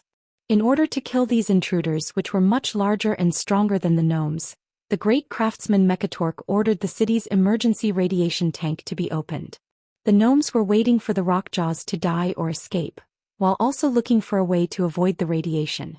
Unfortunately, although the rockjaws were infected by the radiation, their attacks did not stop, nor did they weaken. The gnomes that were not killed by the radiation were forced to flee. They found shelter in the nearby dwarven city of Iron Stove Castle. The great craftsman Mekatork formed a think tank to discuss a plan to recapture their beloved city. Of course, before the gnomes succeeded, this place was a typical lawless place. In fact, before Duque transmigrated, he still remembered that the gnomes did not succeed in their battle. It could not be said that there was no progress. It was just the so-called progress of recapturing one of the main gates. What entered Duke and the other two's eyes was an extremely steampunk-style city. There were huge metal objects everywhere, long and heavy cantilevers, steam or unknown gas spewing everywhere, and shining lights. Although Duke really wanted to give the gnome a high-tech name, but he didn't want to. However, Duque, who came from a more modern and more technologically advanced society, couldn't give a higher evaluation of the huge iron sheet walls and the mechanical devices that could only be fixed with ugly willows. Of course, to the world of Azeroth, everything here was undoubtedly black technology. Yep, in this world, other than the true black technology left behind by the creation titans, the races with the most high-tech elements would undoubtedly be the goblins, who had the spirit of courting death and would easily explode no matter what they did, and the dwarves, who were crazy and prone to making mistakes. Just like how the earliest steam engine might not be as powerful as a horse, the current gnome technology was a little similar. Even if a certain creation had epic-making significance from head to toe, it was very likely that it would not be able to defeat a violent demolition unit. Now the elf ranger general who advocated nature was unhappy. He felt that the current Aurelia wanted to give everything she saw a steady shot. Duque rubbed his eyebrows and directly opened the ice barrier. The fierce cold wind circled clockwise in the form of a tornado, surrounding Duque and the two girls. This is... Vanessa looked at the massive ice barrier, which had a diameter of 20 meters. As Duque moved forward, she was so surprised that she could not speak. She had always known that Duque was powerful, but she did not expect that Duque could use this barrier to drive away the purple dust floating in the air. Time was running out, so Duque did not explain too much. He then led the two women into the depths of Nomarigan. Aurelia was surprised because it seemed that no one had been here for a long time. Duque was obviously very familiar with this place. Have you been here before? No, but I've read about this place in detail in the books. Duque said something that even he himself did not believe. It was exactly the time when he took his brothers to play dungeons until he threw up. There were subterranean dwellers that were only half the height of a human, or leprosy gnomes that were even shorter and had disgusting blisters all over their bodies, but Duke easily took care of them with Hand of Magic's ice spear spell. Duque was completely indifferent to these monsters that could only cause trouble for earth mages. The first floor, the second floor, the third floor. It was almost like an outing. Duque led the two girls through rooms, through boxes and all kinds of high-altitude drops. Finally, they came to the fourth floor of Nomarigan. It was an enormous steel passage. The passage of the fourth floor in reality was much larger than Duque had imagined. It was a full 50 meters wide and more than 30 meters tall. In the steel passage there were iron floors and iron handrails all the way. With their dynamic vision, Aurelia and Vanessa easily captured a strange thing that was glowing red at the far end of the passage. It was hard to describe what it was. It was about the size of a dwarf and also had short limbs, except that its chest was extremely small and its head was enormous. Of course, the so-called head was a red light that repeatedly scanned the surroundings. Duque raised his thumb and pointed at the thing in the distance. It's a mobile alarm system, commonly known as the Yao Yao spirit. Of course this thing is no threat to us. But, Vanessa, sneak over and see if it can detect you. Duque turned to Aurelia. As for you, please set up a few freezing traps in the direction of the Yao Yao spirit. Freezing trap. Any monster that steps on the trap will instantly turn into a huge block of ice. It will be immobilized for a short time. It was a skill that almost all hunters and rangers knew. Vanessa and Aurelia nodded and did as he said. 30 seconds later, Vanessa arrived in front of the so-called monster spirit. Self was a rogue skill that surpassed physical techniques. It could use the rogue profession's unique focus energy to distort the light around the body to achieve an effect that was invisible to the naked eye. Vanessa was very young, but no one could deny her outstanding talent as a rogue. She was very confident that no one would be able to detect her unless she was very close to a hunter or ranger who specialized in anti-stealth. He was wrong. Just as she was about to walk past the Yao Yao spirit in sneak, the strange iron lump suddenly made a sharp sound. Intruder. Intruder. Chapter 361. Not only did the huge red lamp shine brightly, but there was also a sharp noise. In the next moment, several huge metal objects dashed towards them. Vanessa wanted to use sprint while in stealth to move quickly and leave this weird thing. Who knew that Yao Yao's arm would shoot out a flashing flare, illuminating everything within a few meters as if it was daytime. It directly broke Vanessa's invisibility. Ah! Little Vanessa finally cried out in shock. The metal creatures charged at them too, but they all stepped into Aurelia's trap and turned into large chunks of ice. At that moment, Duque shot a frost arrow and froze the Yao Yao into a large block of ice. Immediately the huge steel tunnel returned to peace. The shock on Vanessa's face had yet to fade. Clearly she couldn't accept that her stealth had been broken by such a weird thing. Duque asked Aurelia with a smile, "How does little Vanessa's stealth compare to that of the trolls?" "At least better than 80% of trolls." "That's enough." "Enough? Enough," Duque said with absolute certainty. Sniffing the air, Aurelia pointed to the end of the tunnel. "There seems to be a guy who can be called boss over there."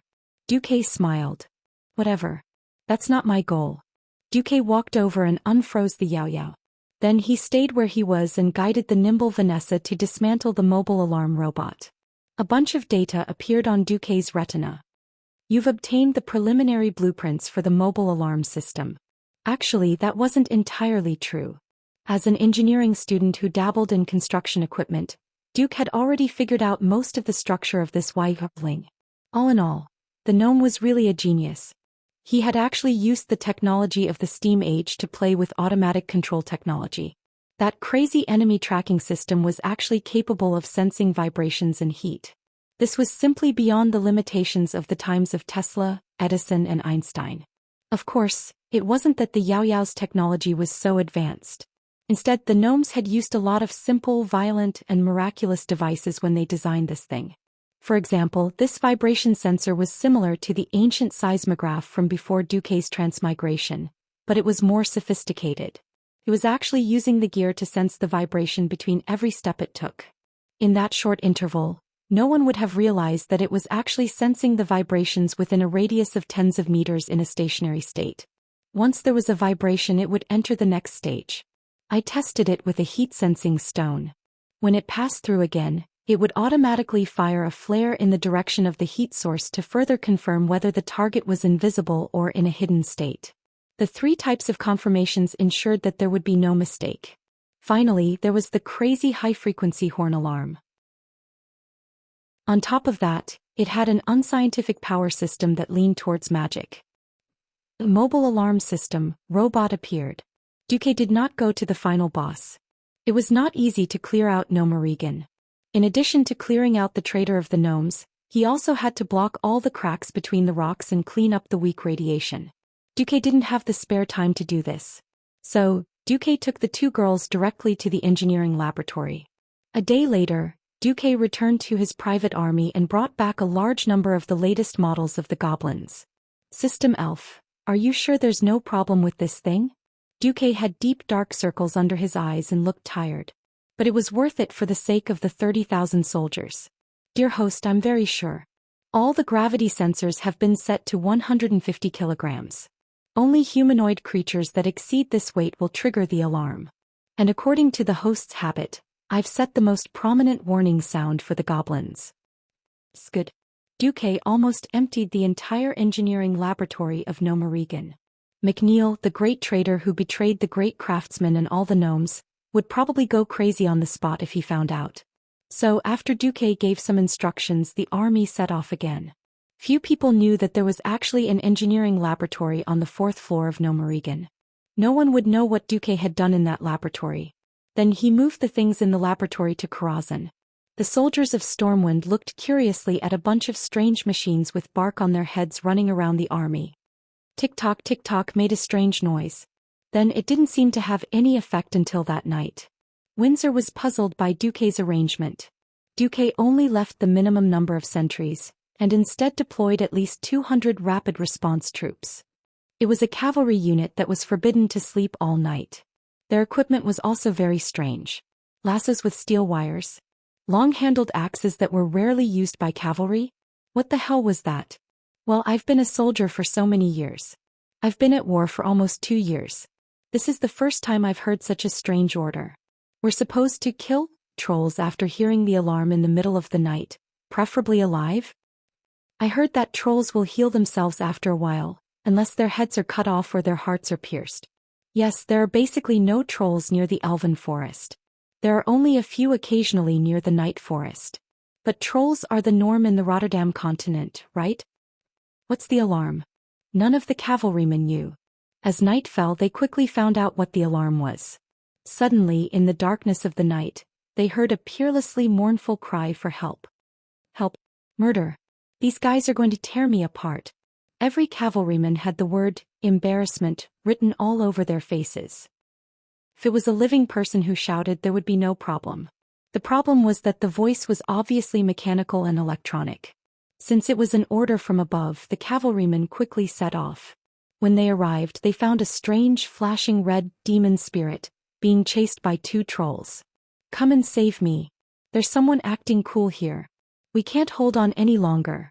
Shouting incomprehensible words, the robot tried to run with its short legs.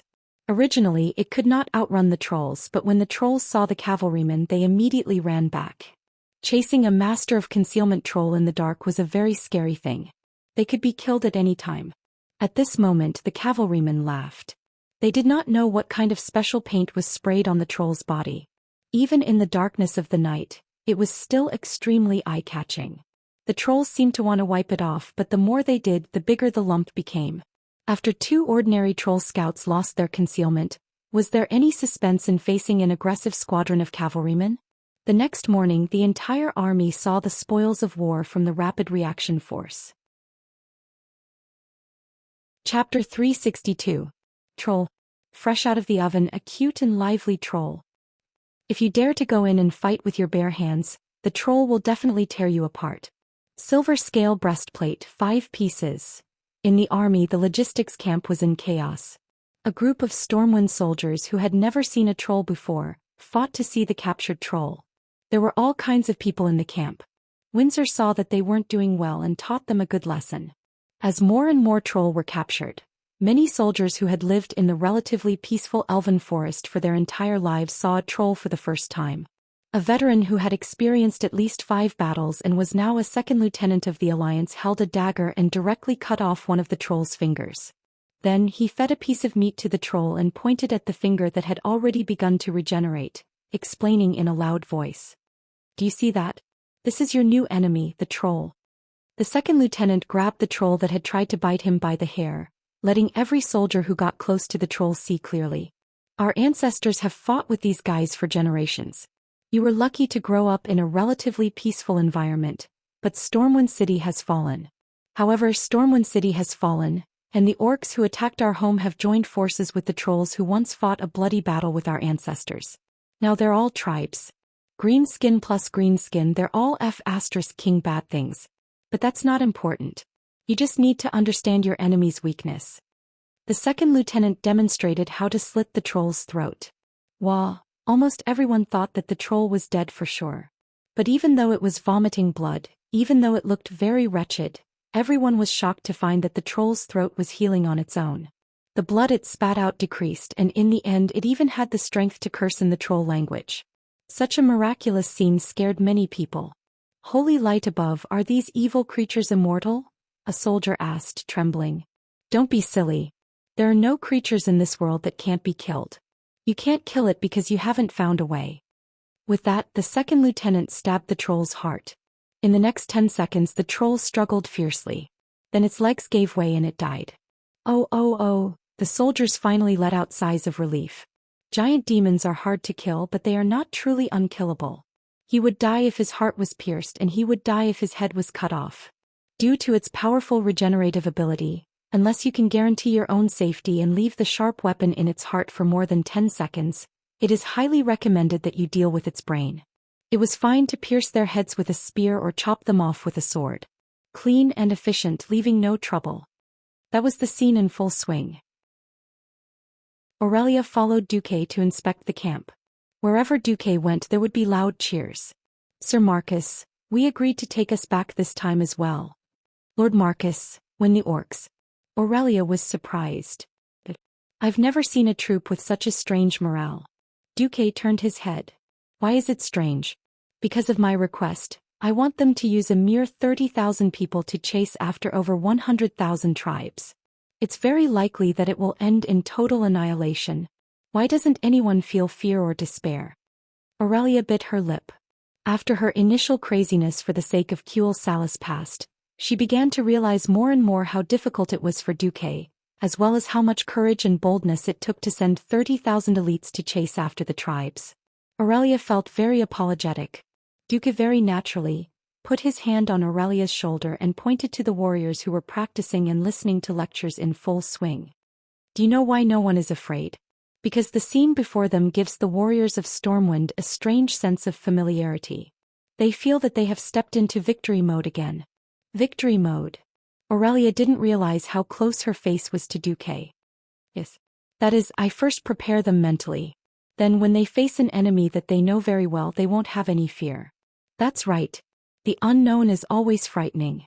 When you thoroughly understand everything about the enemy, the ferocity and terror will only be a conversation topic after a meal, rather than a heavy psychological pressure." Duque used Nagas as instructors to train batches of Stormwind warriors.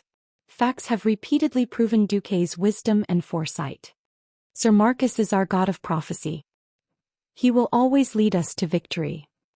In any case, a commander who can play with the enemy leader is more reassuring than an idiot leading us." Aurelia's long ears heard almost deified worship and trust in Duque. For some reason Aurelia felt sweet in her heart. Was it because of a moment of curiosity that I created the birth of a legend? Or is this fate? Thinking of the hardships she suffered for Duque, and thinking of how much Duque has done for her now, when her hometown is safe, how should she face Duque? For a moment Aurelia's heart was in chaos. At this moment, Duque mischievously blew into Aurelia's long ears. Realizing that Duque was playing with her, Aurelia had the heart to bite Duque to death. If there were not many people watching, Aurelia swore that she would definitely teach Duque a lesson. "What are you thinking about?" "Thinking, when is this damn war going to end?" "Within this year." Duque said with absolute certainty, "When the Battle of Cule Salis is over, I will tell you my inference." Inference, another inference. Obviously it was only a judgment based on intelligence, but Aurelia felt that she was fighting with a god of fate. Incomparably relieved. "Okay, I believe you." When Duque easily broke through the encirclement of the troll scouts and faintly created pressure, everyone felt that the trolls were only SSO after all. On this day Duque's army marched for a full 80 kilometers. Even though this was Rotterdam's territory and even though the roads were easy to travel on, it was still an unbelievable thing. When Orgrim learned that Duque's army was only 50 kilometers away, he gritted his teeth so hard that they almost broke. That night, Orgrim organized a fierce counterattack. He was prepared to let the entire tribe go out and get rid of Duque first. However, when the tribe ran for 20 kilometers, they saw red light all over the mountains and plains. "Help! Orgrim knighted!" A group of strange metallic humanoids screamed. Chapter 363. It turned out that the great tribal chief could instantly create so many blue veins on his forehead. Orgrim grabbed Zhou Xian with one hand. Didn't you say that the trolls are the kings of the forest? Is there nothing in the forest that can escape your men's detection? Then what is this? Orgrim roared angrily, his saliva almost drenching Zhou Xian's face cloth. Zhou Xian was speechless as he followed Orgrim's finger. Half a quarter of an hour ago, his most trusted scout had reported to him that the road ahead was unimpeded. There were no traps, no enemies, and there were no sentries within 3 kilometers of the enemy. A while ago, many troll scouts who got too close to the human camp were caught. Zhou Xian had always thought that it was because they got too close to the humans' magic traps. Just like the thousands of years of war between the trolls and the elves, the trolls still couldn't figure out the uses of the long-eared magic. The only 2 things the trolls could rely on were their numbers and strong vitality. Now it was clear that this was beyond the scope of magic. The red light that symbolized an alarm stretched from the horizon to the horizon. These strange metal creatures were shouting and yelling. The noise was so loud that it could even wake up a bear in the east. Now the horde had 2 choices. The first was to retreat, but this would hurt their morale. The second was to continue running and kill their way into the human camp within 2 hours. As long as they could stick to the humans, even if there was a loss of stamina, Orgrim firmly believed that his 100,000 beastmen and trolls could easily destroy this annoying tail. Dan, I need you to contact Zulu Hid. Orgrim ordered the evil warlock king not far from him. Dan's face was filled with humility. Yes, great tribal chief. His wrinkled fingers drew a few runes that flowed with evil energy in the air. Along the mirror that appeared in the air, Orgrim saw his deputy. In the image, a strong gust of wind blew in the air. It was Zulu Hid and his adult red dragon mount. Feeling the uncomfortable spiritual connection, Zulu Hid frowned, but he still took the initiative to speak. Great tribal chief, the humans seem to have received the alarm, but they don't seem to be afraid of our attack. Or perhaps they don't know how many of us are attacking. They sent less than 100 horsemen out of camp. But that long-eared powerhouse seems to be in the camp. I saw a wyvern cavalryman who got too close get shot to death. At this moment, Zhou Xian suddenly came to a realization. That's right. The humans have never used more than 200 scouts to capture me. The thing they use to alert us seems to be able to spray something that we can't wash off and stick to the troll's body. Something that can be seen clearly in the dark. Orgrim thought of many things in an instant. He didn't understand this new thing called humans. Looking at the alarms all over the mountains and plains emitting the same light, listening to them repeat the same monotonous sentence, Orgrim quickly got over the initial shock. Keep going. Get me one of those things. Zhou Xian's figure disappeared. Even if he didn't fully acknowledge Orgrim's dominance, it was obvious that the troll had made a mistake this time. In less than 3 minutes, Zhou Xian returned with a struggling metal object with a red glow on its head that looked like a living creature. Orgrim simply and violently smashed the thing with his hammer. Zhou Xian was dumbfounded by his actions. I should have just smashed it and brought it over. No, there's a difference. If that's the case, I don't know if you brought all the parts. Orgrim carefully looked at the things on the wreckage, but he quickly felt a sense of displeasure at being fooled. Most of them were parts that he couldn't understand. Some were round, some were long, some had teeth, and there were even a few crystals that contained magical energy. Oh, Dan, can you sense any mysterious communicative things? No, Chief. Dan shook his head humbly. I can only sense things like totem poles that react when they come within a certain range. It was a passive sensing device. The chief's displeasure became even more obvious. In Orgrim's eyes, these things of the humans were like giant dwarven machines. They looked good but were useless and looked scary. But in reality they could still be dealt with hammers and axes. In the end, this was no different from the simple traps that the beastmen used for hunting. It was like tying a bell on a string. If an idiot stepped on the string, the bell would immediately ring. Full speed. Orgrim raised the doom hammer in his hand up high. 30 kilometers away, Aurelia stared at the wyvern that was hovering above the horizon. Will Orgrim fall for it? Aurelia asked Duque softly as she looked lovingly at her exhausted sister who was resting on a bed. He will. Duque's face was full of confidence. Then the two of them looked at the huge but empty camp. There were many humanoid creatures in the camp, but they were all scarecrows wearing armor. There were only 3,000 cavalrymen that actually traveled 80 kilometers in a day. But one man, 2 horses and a large number of carriages carrying supplies. They used 3,000 people to create a huge camp that could accommodate 30,000 people. There were cauldrons boiling soup, chefs distributing black bread and patrolling soldiers. It looked no different from an army. Only their own people knew that the soldiers were only pretending when the wyverns got a little closer. Even if they were the elites of Stormwind, the soldiers were exhausted. In fact, the main force was still 50 kilometers away. A smug smile appeared on Duke's face. The horde was getting closer. Duke's horde faithfully sent back all kinds of information.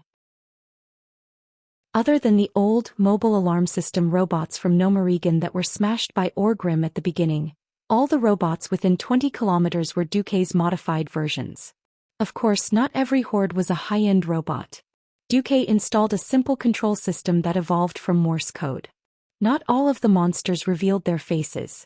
Most of them disguised themselves as small trees and fixed themselves in important positions as a passive enemy-seeking system. Although it was simple, it was enough for the system elf to summarize all the messages and calculate the number of horde that had reached a certain area. Close. Even closer. When the horde's army finally appeared on the horizon and began to charge, Duke waited until the horde was 2 kilometers away before he waved his hand and the 3,000 cavalrymen quickly ran away. Orgrim was about to go crazy with anger. Even though Duke's army was right under his nose, it felt like he was raising his hammer and preparing for close combat while Duke ran into the range of the javelin. He raised his javelin and ran into the range of the catapult. When he pulled the catapult, the enemy was already so far away that he could only see the dust behind them. The chief almost spat out a mouthful of blood. Chapter 364. Money could not buy one's foresight. There was no medicine for regret in this world. Seeing Duke's men leave so quickly, Orgrim was filled with regret. Along the way he had forced a group of warlike orcs to submit to him, and only then was he able to sneak, until now.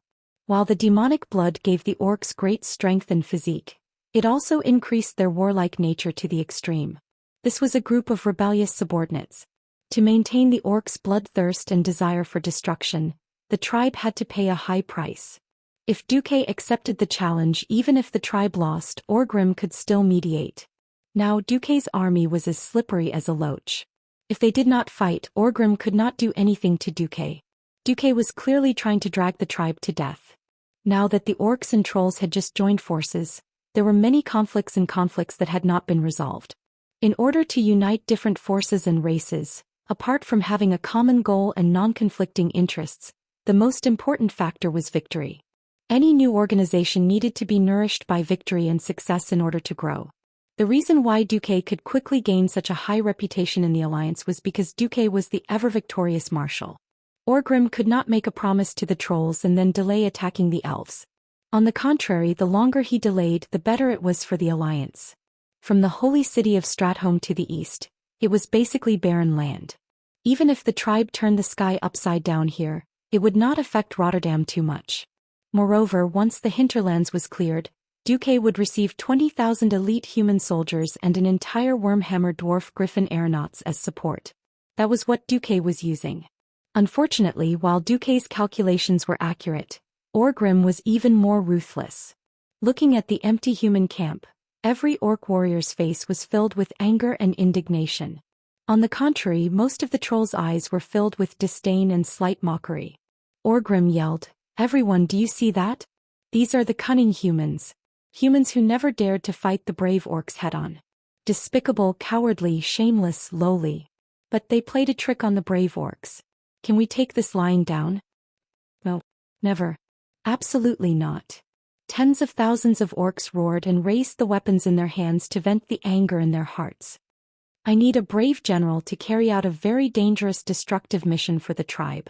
Who's coming?" Immediately, more than 10 generals stepped forward. However, Orgrim eventually chose Nogar.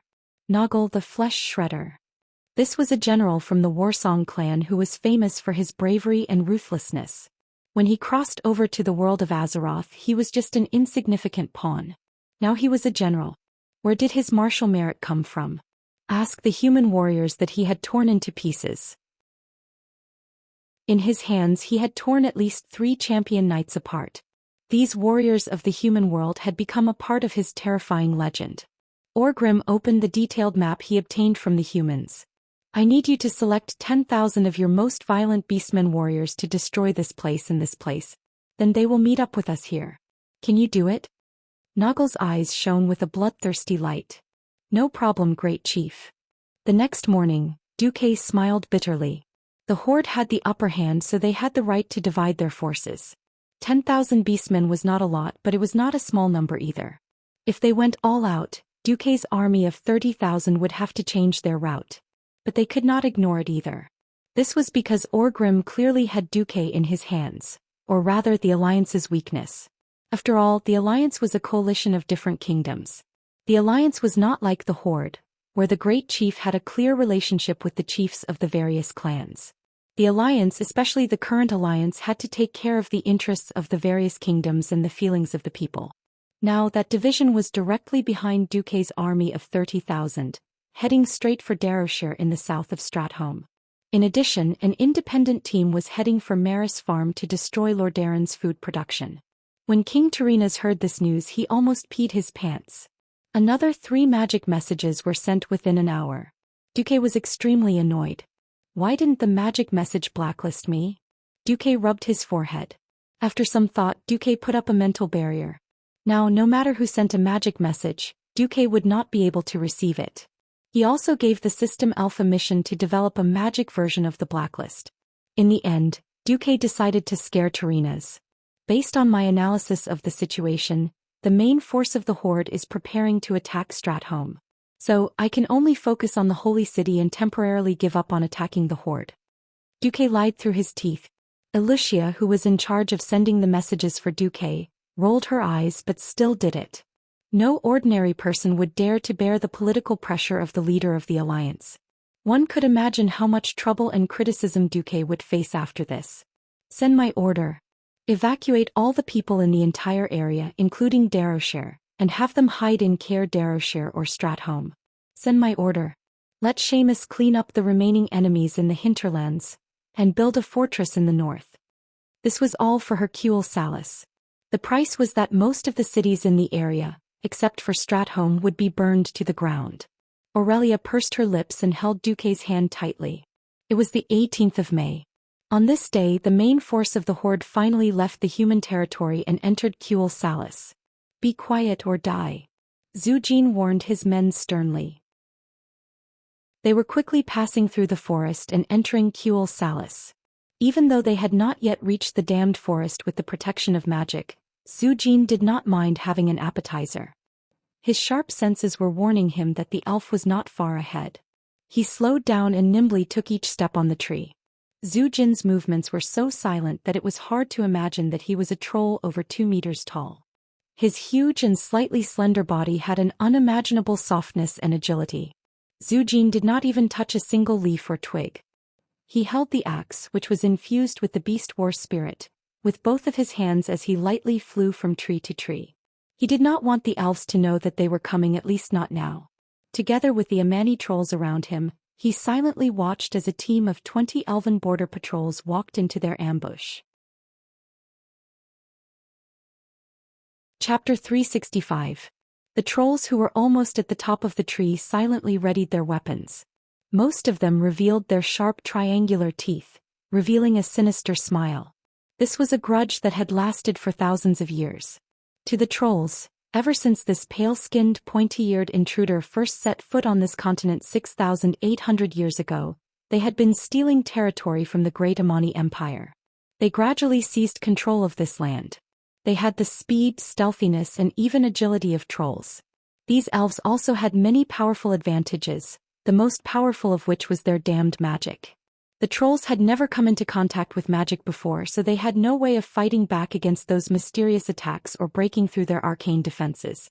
The only thing they could do was to use their high-speed regeneration of flesh and blood, their advantage in numbers, and their lives to suppress these hateful elves. The trolls had once succeeded. Their ancestors had used their blood to create epic troll weapons, using up the last drop of magic in the elven bloodline, and almost completely annihilated these weak fellows. But 2,000 years ago the elves and the despicable humans formed an alliance. These two pale-skinned races completely destroyed the Amani Empire. They took down fortresses, burned castles, burned the Amani Empire's cultural essence to the ground, and slaughtered tens of thousands of their fellow trolls. The once ruler of the planet, the Great Amani Empire, was shattered and no longer had its former glory. All that was left was the shadow of thousands of years of continuous defeats, like maggots in a bone, entangling the souls of every troll. The trolls were no longer able to restore their glory and take back everything that belonged to them.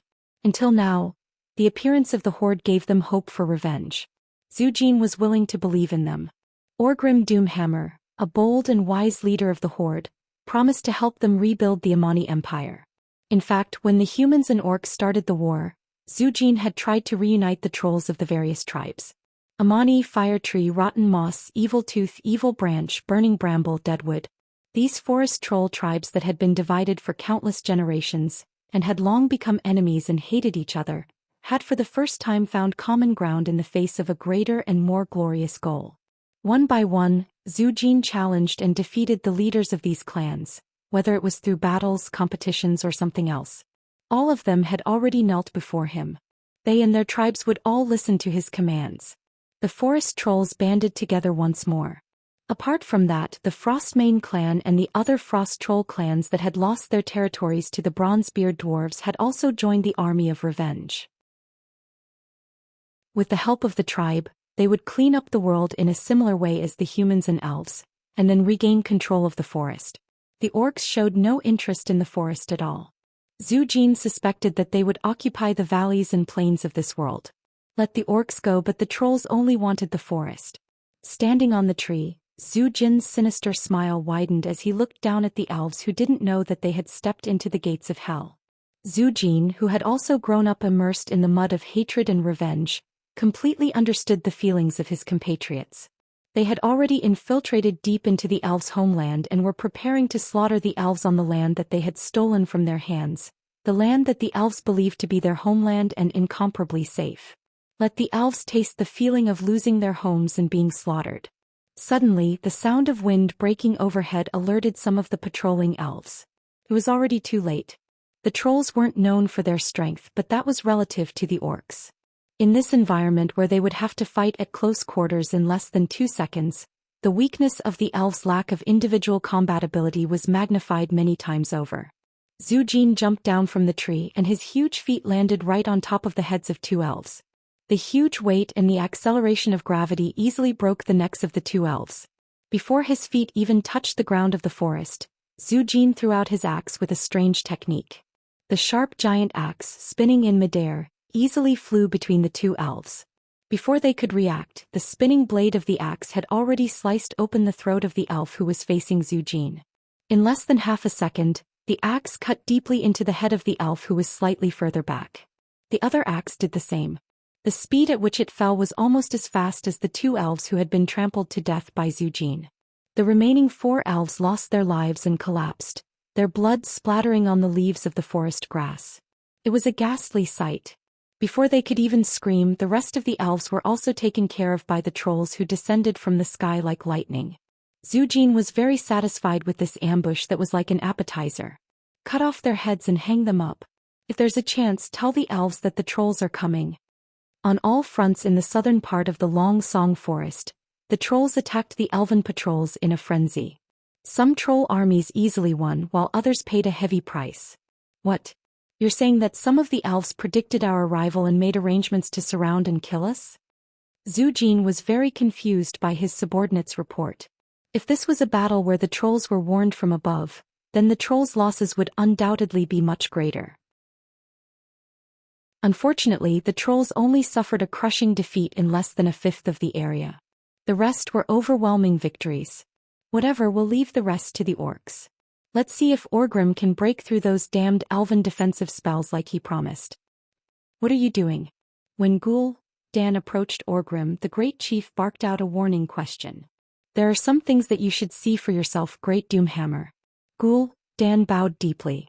Orgrim nodded and put the hammer on his shoulder, indicating for Ghoul Dan to lead the way. Ghoul Dan turned around and led Doomhammer and his personal guards back. Soon they arrived in front of a large pit that had been dug out. At the bottom of the pit was a large stone, and the rough surface of the stone had countless intricate runes drawn on it. Those strokes were definitely the work of a clever creature. But that wasn't the point. Even someone like Doomhammer, who knew nothing about mystical abilities and spiritual power, could feel the energy emanating from this heavy stone. "This is the elven trap?" Orgrim asked. "Yes, and it's not just a trap." Chapter 366. Ghoul. Dan stroked his beard and replied, "This thing is filled with energy. I believe that these runestones and the other runestones at the edge of the forest are evenly distributed here, forming a large magic trap and barrier." "What barrier?" "They didn't stop us or cause any damage," Orgrim pointed out. "No, because we're only using our bodies to enter the forest and use normal weapons," Ghoul, Dan replied. "I believe that these runestones restrict the use of magic. It's very likely that only the elves can cast their spells in this area. I've tried to cast some spells here before, but they all failed. If I retreat 10 steps to the other side of the mountain, I can cast spells again." Orgrim was solemn. This was no laughing matter. He clearly remembered how destructive human magic was. If it wasn't for the Beastman warlock suppressing the human mages, the Beastmen would have had to pay a heavy price to defeat the humans.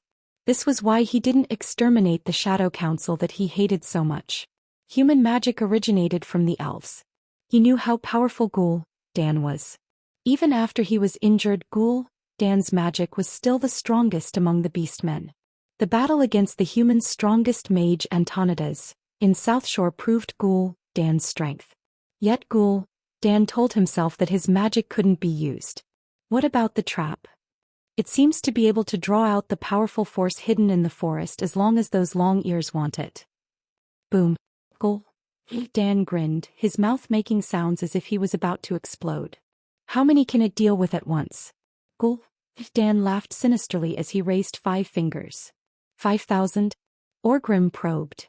50,000, and as long as it's within the range of the rune, as long as it's densely packed, killing 10,000 trolls isn't a problem. The Great Chief immediately recalled the day Stormwind City was conquered, where thousands of Beastman warriors were burned to death in the flames. Even though the Blackrock tribe Beastmen had a certain level of fire resistance, they weren't immune to fire. If the fire was big enough, they would still be injured and die. After Orgrim knew the answer, he jumped in fright and simply raised his hammer. His meaning was very clear. "Is there any way to destroy it?"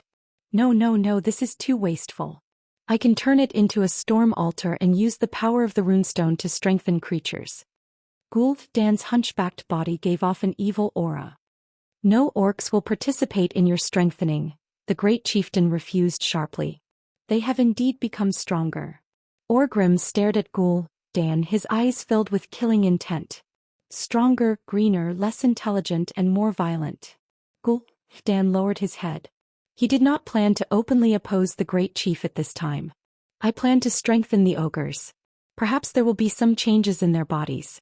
But that has nothing to do with the orcs." It had nothing to do with him, so he let it go. Feeling that the loss of the tribe's elites would cause their fighting power to drop, Orgrim agreed. Just like how he agreed to let the dead humans become Death Knights to join the tribe. The preparations went smoothly and took a lot of time. Initially, Orgrim thought that Zhou Xian would be impatient. Unexpectedly, Zhou Xian said, "My ancestors spent hundreds of years and still couldn't break this barrier.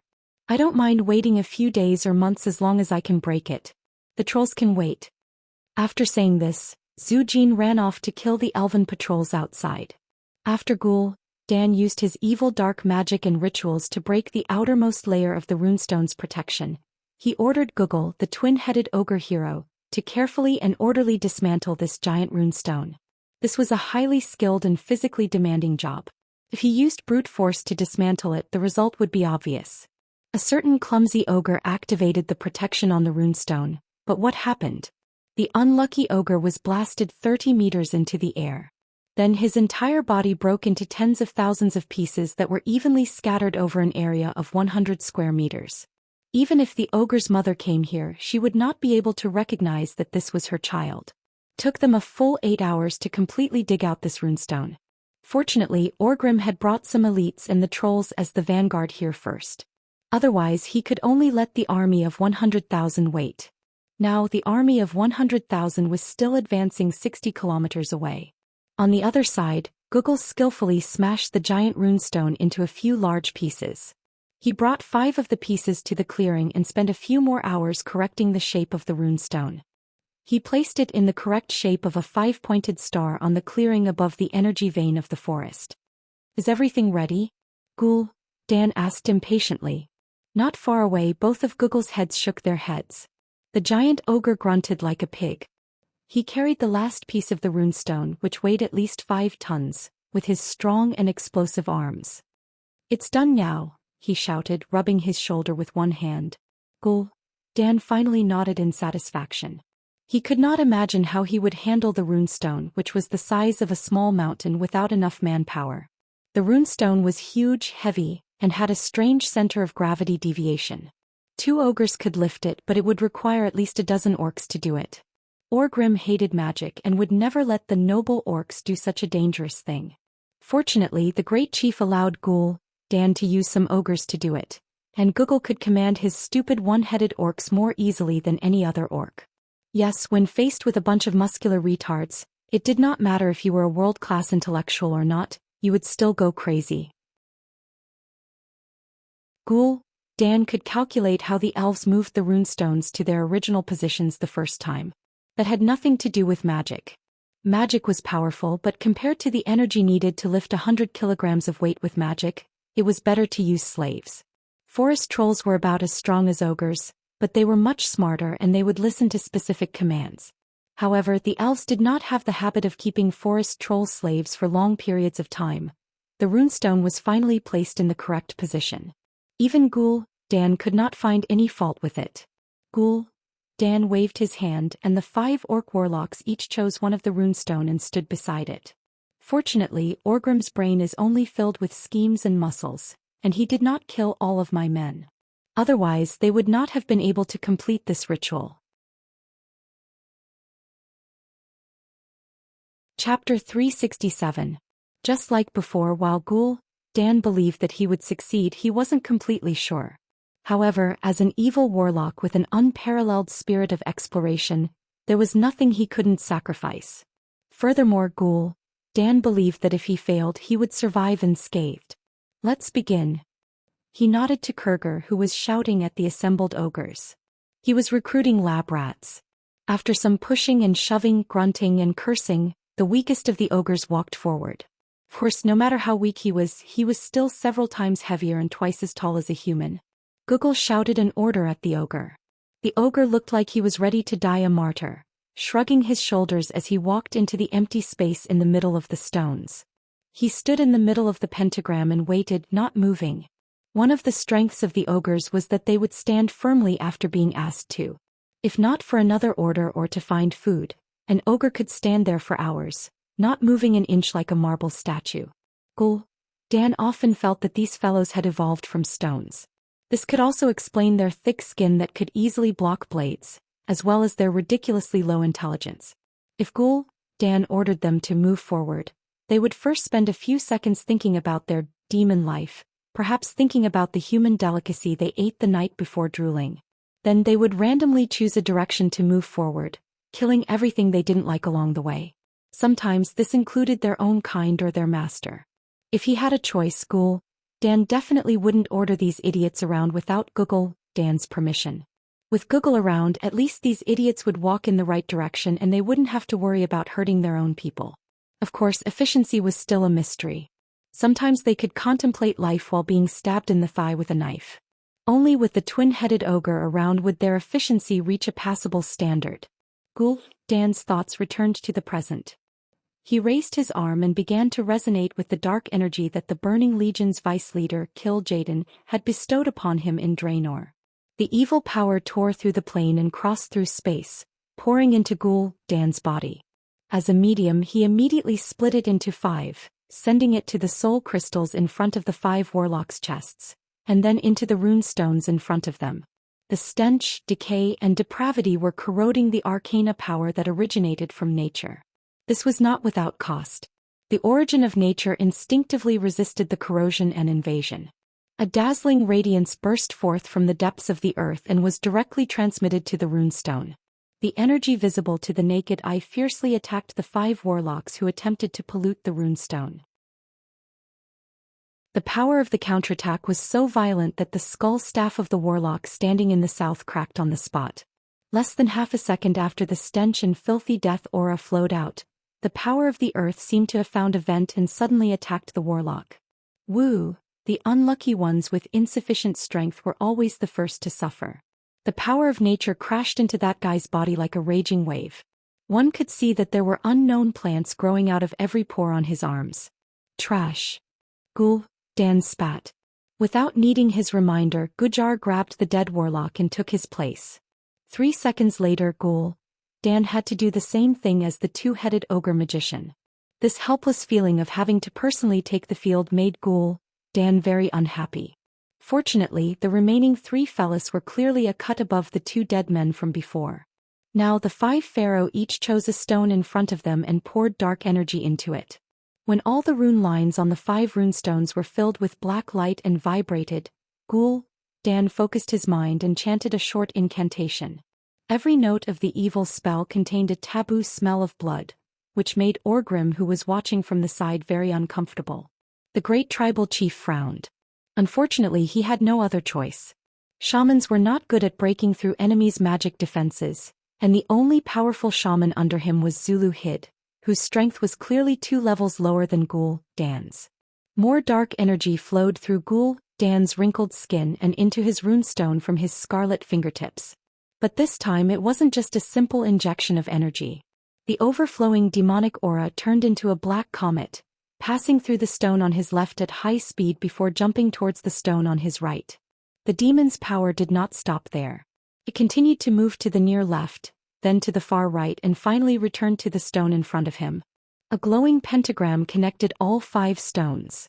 Wherever the black comet passed, it would quickly turn black. There would no longer be any signs of life. Countless complicated runes would appear on the ground. In the next moment, the sky above the altar suddenly darkened. The corrosive energy shot thousands of meters into the air before exploding. Soon a strange storm appeared in the sky.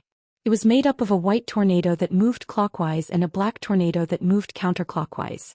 The storm stretched from the ground to thousands of meters in the sky, and could be seen clearly from hundreds of miles away. This terrifying storm alarmed the entire area. All the high elves who were fighting the trolls were alarmed. The ogre in the pentagram was still like a statue, standing there stiffly, even though Ghoul, Dan could see the clear fear in that fellow's eyes. Unfortunately, he was facing Guggle, a natural 2-headed ogre, the absolute ruler of the ogres. No matter how afraid he was, even if Guggle wanted him to die, he had to obey. Very good. Guggle chose a good guy. Ghoul, Dan grinned evilly. The power of the earth resonated with the sky. The power of the magic runestone was directed by Ghoul, Dan to the ogre standing in the middle. He wasn't trembling, but his heart was trembling. A black halo enveloped him. At first it was one circle, then countless circles. The black energy seemed to solidify as it poured onto the ogre's body. More and more energy poured onto him, finally forming a huge black sphere. The entire ogre was swallowed by this impenetrable black sphere. The immeasurable dark energy turned into a black storm, drilling into the ogre's body through every pore. Ah! The ogre finally couldn't help but scream. Moments later, the screams doubled. 2 heads were screaming at the same time.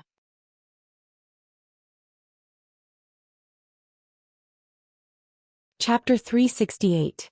Ghoul, Dan was trembling, but he was trembling in excitement from this new creation. A few minutes later, as the light gradually dissipated, the creature standing in the middle slowly revealed its true appearance. Ghoul, Dan eagerly waited for the light to fade so that he could see the creature that his storm altar had created. There was still an ogre standing in front of them, but there were some changes to this creature. Although it was larger than before, some of its proportions had changed. Its stomach was not as large, its arms were not as long, and its legs were not as curved, making it more agile. It also had 2 heads. This was definitely an unexpected surprise. No one knew better than Ghoul, Dan, what a twin-headed ogre represented. In Draenor, twin-headed ogres were very rare. They were larger and stronger than their own kind and more coordinated, They were worshipped by all single-headed ogres and were recognized as the supreme kings of the ogres. Google was one of them. No, he was even rarer. He was proven to have enough intelligence to be a mage. Zhou Xian had found this twin-headed ogre when he was still young and trained him very seriously. Google was a reliable assistant and a powerful warlock, and he had accompanied Zhou Xian to this day. Now it seemed that Google was no longer alone. A twin-headed ogre. And it was clear that he had high intelligence and coordination. Most importantly, this kind of ogre mage with two heads was born with the talent of casting multiple spells. He could maintain his powerful close combat abilities while also casting unparalleled spells. The power that came from the source allowed the twin-headed ogre mage to quickly recognize Zhou Xian as his master. Then Zhou Xian had Google explain to him everything he needed to know about the horde. The ogre mage listened quietly, absorbing everything like a sponge absorbing water. The birth of this mage was definitely good news for Zhou Xian, who lacked soldiers.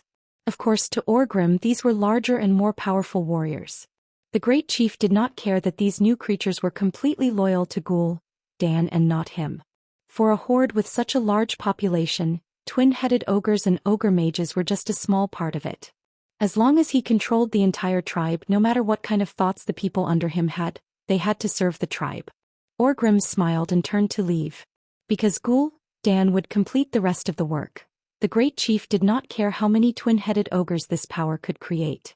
Orgrim's focus had always been on the bigger picture, such as the complete loyalty of the trolls. However, an accident interrupted his good mood. Something happened to Zhou Xian.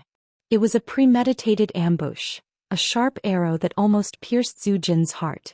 This almost ruined Orgrim's plan to bring the trolls into the new horde. Seeing the familiar emerald arrow on Zhou Xian's chest, Orgrim raised his eyebrows. Just a centimeter more and Zhou Xian's heart would have exploded. The entire arrow, over 60 centimeters long, pierced through Zhou Xian's body.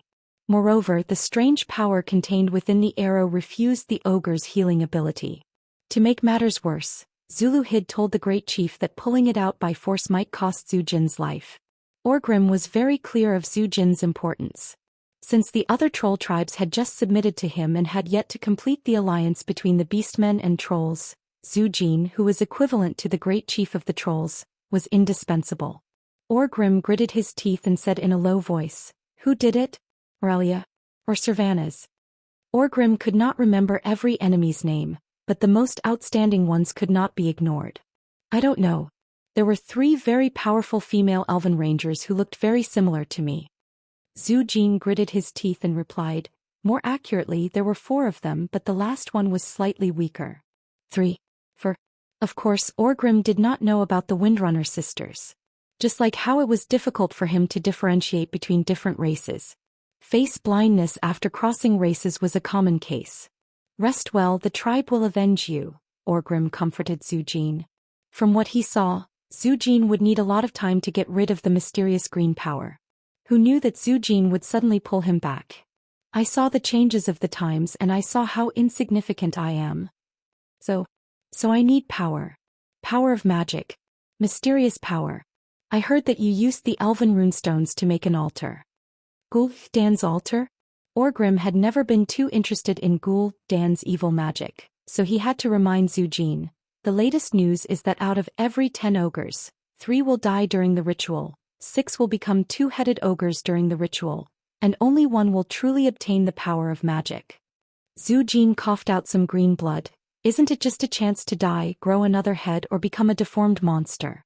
For the sake of the troll's revenge, I have nothing to fear." Orgrim looked down on this kind of personal hatred, but he was moved by the sacrifice of the entire race. Zhou Xian wanted to sacrifice himself or pay some other price to obtain this kind of ethereal evil power. This was also a kind of honor. Orgrim did not refuse. "When you think it is appropriate, Zhou Xian will perform the ritual for you." When Zhou Xian heard this news, he grinned in joy. "Perhaps I can truly control a great demon chieftain?" An hour later, the storm altar was fully activated again. The power drawn from the sky was modified by the runestones, turning into dense dark energy that accurately hit the Troll King's chest. The dark evil aura wrapped around the green arrow in Zhou Jin's chest. Under the tearing of this level of terrifying power, The green energy that seemed to have formed an endless cycle was easily crushed and devoured by the darkness. A large bloody hole appeared in Zhu Jin's chest. The ritual was not over yet. Getting rid of the power that Windrunner had left in Zhu Jin's chest was only the first step. When the other runestones poured more dark energy into Zhu Jin's body, the Troll King's chest began to swell up. It was not just his chest. Almost every inch of Zhu Jin's body, from his neck to his shoulders to his arms to his waist to his thighs, was swelling up. More demonic power entered the wound on Zhu Jin's chest. The wriggling bloody wound was like a huge and ferocious mouth, as if it was devouring the dark energy. Finally, a gust of dark wind burst out of Zhu Jin's body.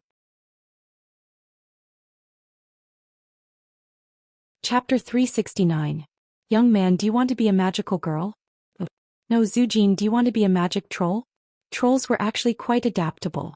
Apart from paladins, trolls could advance into almost any profession. Considering that trolls also had the bloodthirst talent of minor berserk, it was generally agreed that trolls should be hunters. Of course, for heroes, the definition of professions was very vague. Just like Zhu Jin, he was a warrior, but he had the agility of a thief. Now, with the infusion of power from the storm altar, Zhu Jin had awakened a new profession: druid. Roar dash. This was the roar of a giant bear. The image of a giant dark bear that was as large as a small hill appeared on Zhu Jin's back. All of the observing giant demons shuddered. Next, there was a clear cry of an eagle. The giant bear image turned into a giant eagle image with gray-brown feathers and a wingspan of over 100 meters. Zhu Jin greedily absorbed the energy of the world. But at this moment, Gul'dan's expression was not good. Zhu Jin's nature power was rejecting the darkness power from entering. Gul'dan could clearly feel that Zhu Jin was merging the darkness power into his berserk bloodline. Because of the boiling blood, it weakened the darkness power. The biggest problem was that the darkness power conflicted with Zhu Jin's awakened talent. If he forcefully injected the darkness power, Zhu Jin would explode and die. Orgrim was staring at Gul'dan. Zhu Jin's subordinates were also staring at Gul'dan. For power, Zhu Jin did not fear death. But could Gul'dan let Zhu Jin die now? They had not even fought a proper battle against the elves, and Zhu Jin, the only one who could control the trolls, was going to die. Regardless of whether Orgrim would let Gul'dan go, the other trolls would be the first to not let him go. The trolls might even fight with the beastmen right in front of the elves. That would not be worth it. Tisk. Gul'dan lightly spat. Nagidalokasaksi. He chanted an incantation, dispelling the darkness power on the runestone. Even though it was still the power of the demon that controlled the runestone, what was being transferred to Zhu Jin was the pure nature power. Zhu Jin's body stopped expanding. It had expanded to its limit, and the blood vessels that were about to explode finally had the space to shrink back. Zhu Jin's eyes suddenly widened, and a terrifying divine light burst out from his fierce and lifelike eyes. I feel power, the power of the great bear and the eagle. It is the power of the earth, it is the power of the sky. Zhu Jin's entire body was suddenly wrapped in green light. In just half a second, Zhu Jin had turned into a huge eagle. It flapped its gigantic wings that were more than 5 meters long on one side, stirring up more than 10 tornadoes on its wings, easily blowing away all the leaves on the towering trees on the periphery of the clearing. The bare tree trunk stood out in the lush and luxuriant forest in the summer. In the next moment, Zhu Jin's body began to shrink again. It wasn't that his power had weakened, but that his power had become more condensed. It was like a retracted fist. Only when it attacked would the effect be even more frightening. Walking down the altar with large strides, Zhu Jin appeared to be even more powerful and spirited. Walking proudly in front of Orgrim, Zhu Jin knelt down on one knee for the first time. Even though the posture was rather crude and unsightly, it was still a kneel. This symbolized the true acknowledgement and submission of the great demon to the orc tribe. Orgrim's chest heaved up and down rapidly. Why did he want to attack the elves from 1,000 miles away? Of course, he knew that the elves were also targets that the tribe had to conquer or destroy. After all, the elves hadn't officially joined the war yet. It wasn't wise to rashly let a powerful opponent join them. If there were additional allies that the orcs could easily accept, or even the loyalty of subordinate races, then it would be a good deal. Now, Orgrim's wait was finally here. Good. Orgrim hurriedly helped Zhu Jin up. I said that the orcs and great demons are brothers. Frustrated that the attributes of the storm altar had changed again, Zhou Xian had Gujar destroy the rune lines on the runestone and abandon the altar. Deep into the night, not a single tribe was left. An altar that had lost its effectiveness was worthless. Just as the entire forest was shrouded in darkness, a few figures suddenly appeared near the altar. Despicable great demons. Despicable tribe, they actually destroyed the runestone. The one in front was Aurelia. As the eldest daughter of the Windrunner family and an elf who loved this land, she had always felt that it was her duty to protect it. She knelt down on one knee and inspected the runestone fragments around the altar, a pained expression on her face. The elf's safety barrier, a gigantic magical barrier that had been unbreakable for thousands of years, had been destroyed by Zhou Xian just like that. Duque appeared beside Aurelia and gently pressed his hand on her shoulder. Tomorrow morning, bring the broken runestone to the Silver Moon Council. Aurelia immediately interrupted Duque. No, I'll go now. Let's see what those blind counselors have to say this time. The most famous Ranger General was filled with a towering rage. There's no rush. Unless Silvery Moon City is directly attacked, it would be troublesome to summon the counselors in the middle of the night. It's tomorrow morning anyway. Duque easily pacified Aurelia. Then what are we going to do tonight? The one speaking was Windsor Windrunner, the third sister of the Windrunner generation. In the original history, she was already the youngest female member of the family. It was a pity that there was still Lilith who was standing beside him. She was the youngest of them all. Did you think that my painstaking effort to get you to ambush Zhou Xian was a waste of effort? At the mention of Zhou Xian, the four Windrunner sisters gritted their teeth in hatred. In Duke's original plan, it would be best if he could directly destroy Zhou Xian. As the most important link between the beastmen and great demons, Chief Orgrim was the most difficult to kill. On the other hand, Zhou Xian was completely defenseless. The current Zhou Xian was no longer the Amani tribe chief who had awakened new powers and caused havoc in Zoltan. Unfortunately, even if he found the four Windrunner sisters to work with him, he still could not take Zhou Xian's life. Duque's plan was always one ring after another. Knowing that Zhou Xian had used the storm altar to strengthen a large number of ogres, Duque had an idea. After Zhou Xian suffered a setback, Zhou Xian would definitely seek greater power. However, Zhou Xian's attributes were incompatible with the storm altar. Chapter 370. In order to maintain control over the trolls, Great Chief Orgrim would definitely let Zhou Xian walk onto the altar, and he could not let Zhou Xian die on the altar. Now Duque had made the right bet. Zhou Xian had left early, leaving behind an altar that still had a lot of energy. While the runestone was still intact, Duque could not risk a group of elven girls going berserk and touch it. Furthermore, he did not have the skills to do so. When Zhou Xian wanted to get the runestone, he did not have the ability to deal with the former demigod warlock, who was now a Breaking Dawn villain. Furthermore, Orgrim and the trolls' elites were all here. Just a few of them running over would be asking for death. Now everything was different. Something stolen by an enemy would be taken by an ally. The rule of this world was that the ally was the new owner of the item. To return the item to its original owner, a corresponding price had to be paid. Even if the four Windrunner were here, they did not feel that Duque had done anything wrong. Duque bowed slightly, showing respect to one of the important figures behind him. Archbishop Fail Uther, I'll have to trouble you. Zhou Xian's sorcery was impossible to defend against. That unimaginable power was something that Duque did not want to touch unless he had no other choice. To purify evil, he needed professionals. For this, the prepared Duque had personally invited 2 gods from the Church of Holy Light, as well as a teleportation service. Archbishop Alonso's Fail smiled and nodded. Let me see. A moment later, Alonso smiled. The Zhou Xian you speak of is indeed a very evil and powerful warlock. However, I discovered that he seemed to have some reservations and did not completely contaminate these runestones.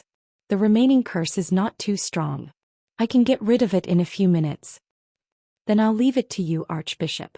If possible, try not to cause too much of a commotion. Duque was definitely playing with fire. The Horde's vanguard was less than 30 kilometers from here, while the Horde's main force was 20 kilometers away. If he caused a commotion, the Horde's dragon knights would arrive in a moment. However, Duque had to seize the opportunity. The High Elves' runic magic circle was a complete defense system with 8 in a row. Apart from this one ghoul, Dan had destroyed another 2, so the large amount of energy gathered by the rune stones would quickly dissipate due to the destruction of the rune stones. If he missed this opportunity, he wouldn't be able to find it. This was the only time he could take advantage of the High Elves. There were no other opportunities. In fact, these runestones were processed by countless elven mages and craftsmen over hundreds of years, and it took nearly 1,000 years for them to be completely calibrated. One could well imagine how precious it was. In just a few minutes, Fail had finished dispelling the evil magic. With a warm smile on his face, he said, "My job is very simple. On the other hand, restoring the runic lines embedded in it is a huge project." Duque sighed. "That's my problem." Without hesitation, he opened the portal and sent Fao and Uther away. If the great archbishop accidentally died in Cuel Salis because of Duque's risky plan, Duque would bet 50 cents that Lothar would definitely come after him. And then... Sylvanas put her hands on her hips. "Don't tell me, Duque, that you're going to spend 10 days to half a month here to rebuild these rubble?" Queen Sylvanas actually wanted to say that they were powdered, completely destroyed runestone fragments. Each piece was not much bigger than a bean. Regardless of whether they could be put back together like a puzzle, even if they could be put back together, how effective would they be? At this moment, Duque was saying in his heart, "Hey system elf, time to work. Hey my host, do you really know how to order people around? Is there anyone? Where's he? Why don't I see him?" Duque looked around but not in front of him. "Host, you've lost your integrity. You weren't like this before," the system elf said sharply. "Cut the crap and get to work." Duque glared. "All right." A series of system notifications popped up. "Begin scanning. Start analyzing the damaged shape of each runestone. Starting comparison. Hand of magic activate." Under the astonished gazes of the few guys who followed him, more than 200 hands of magic quickly picked up the rubble of various sizes from the ground and then glued them together with special glue that had been prepared. Gavin Rad, who was next to him, rolled his eyes with his hammer as if his boss wasn't human. The hands of magic flew at high speed with all kinds of dazzling crisscrossing movements. At first, Sasha, who was the most curious of the Windrunner sisters, tried to follow the trajectory of Duque's hands of magic with her eyes. Unfortunately, Sasha quickly fainted. She looked like she was about to faint. Sasha took the opportunity to lean on her elder sister's shoulder and asked in a low voice, "Sis, is your boyfriend really a human?" Aurelia's face was full of embarrassment. Boyfriend? Aurelia hadn't really thought about this word.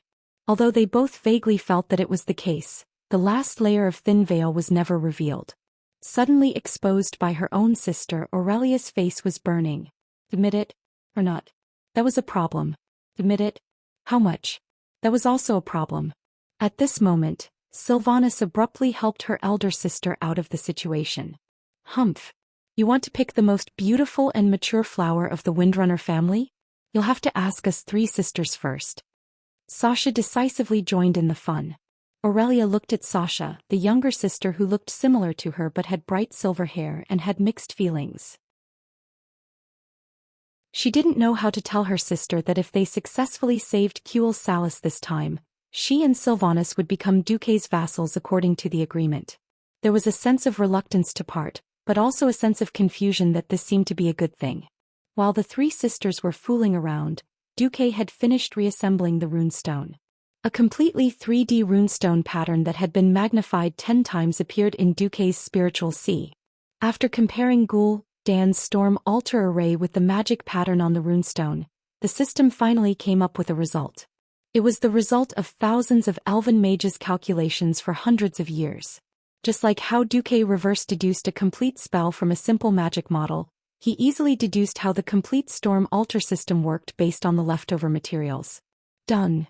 Duque raised his hand, and the runestone that had been reconstructed immediately disappeared in the wind. He turned to look at the rest of the runestone fragments.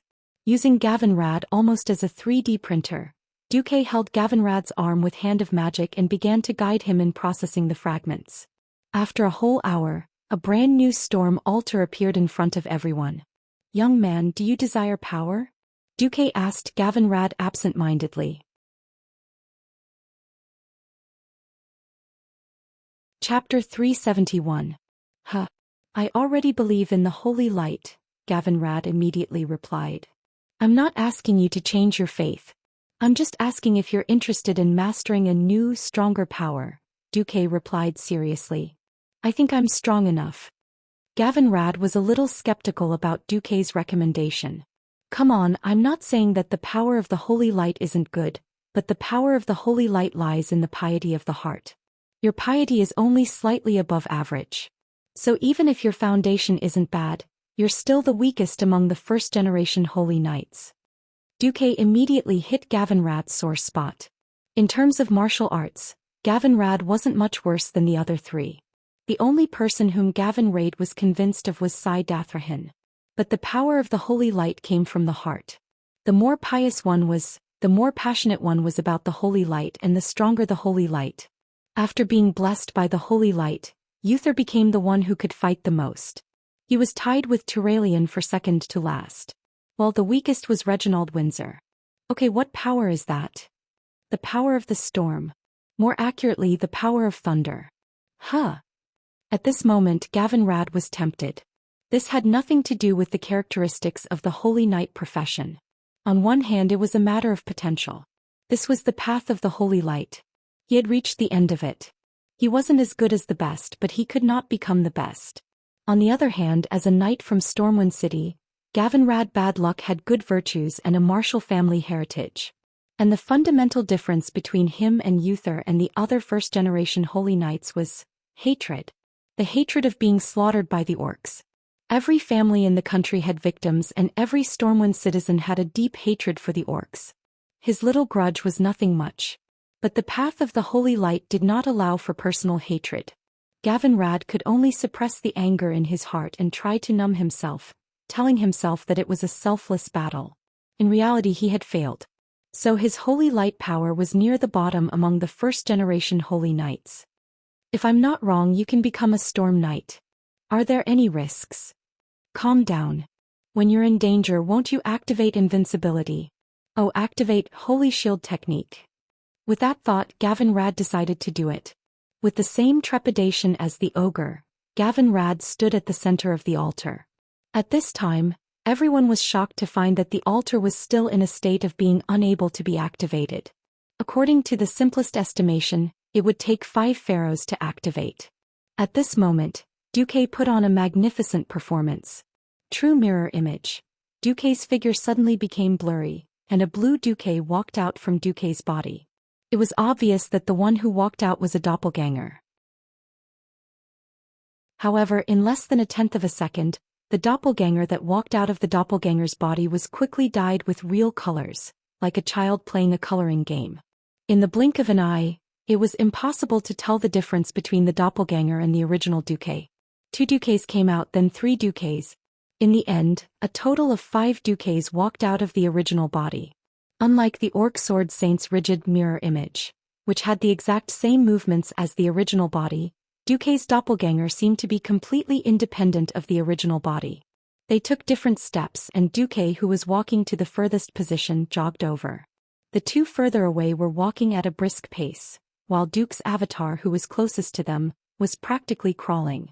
Different expressions, different movements. Such a vivid performance left the Windrunner sisters speechless. Second sister, are my eyes playing tricks on me? Why does it look like there are many brothers-in-law? Sasha shook her second sister's shoulder in astonishment, not even realizing that she had used the wrong address.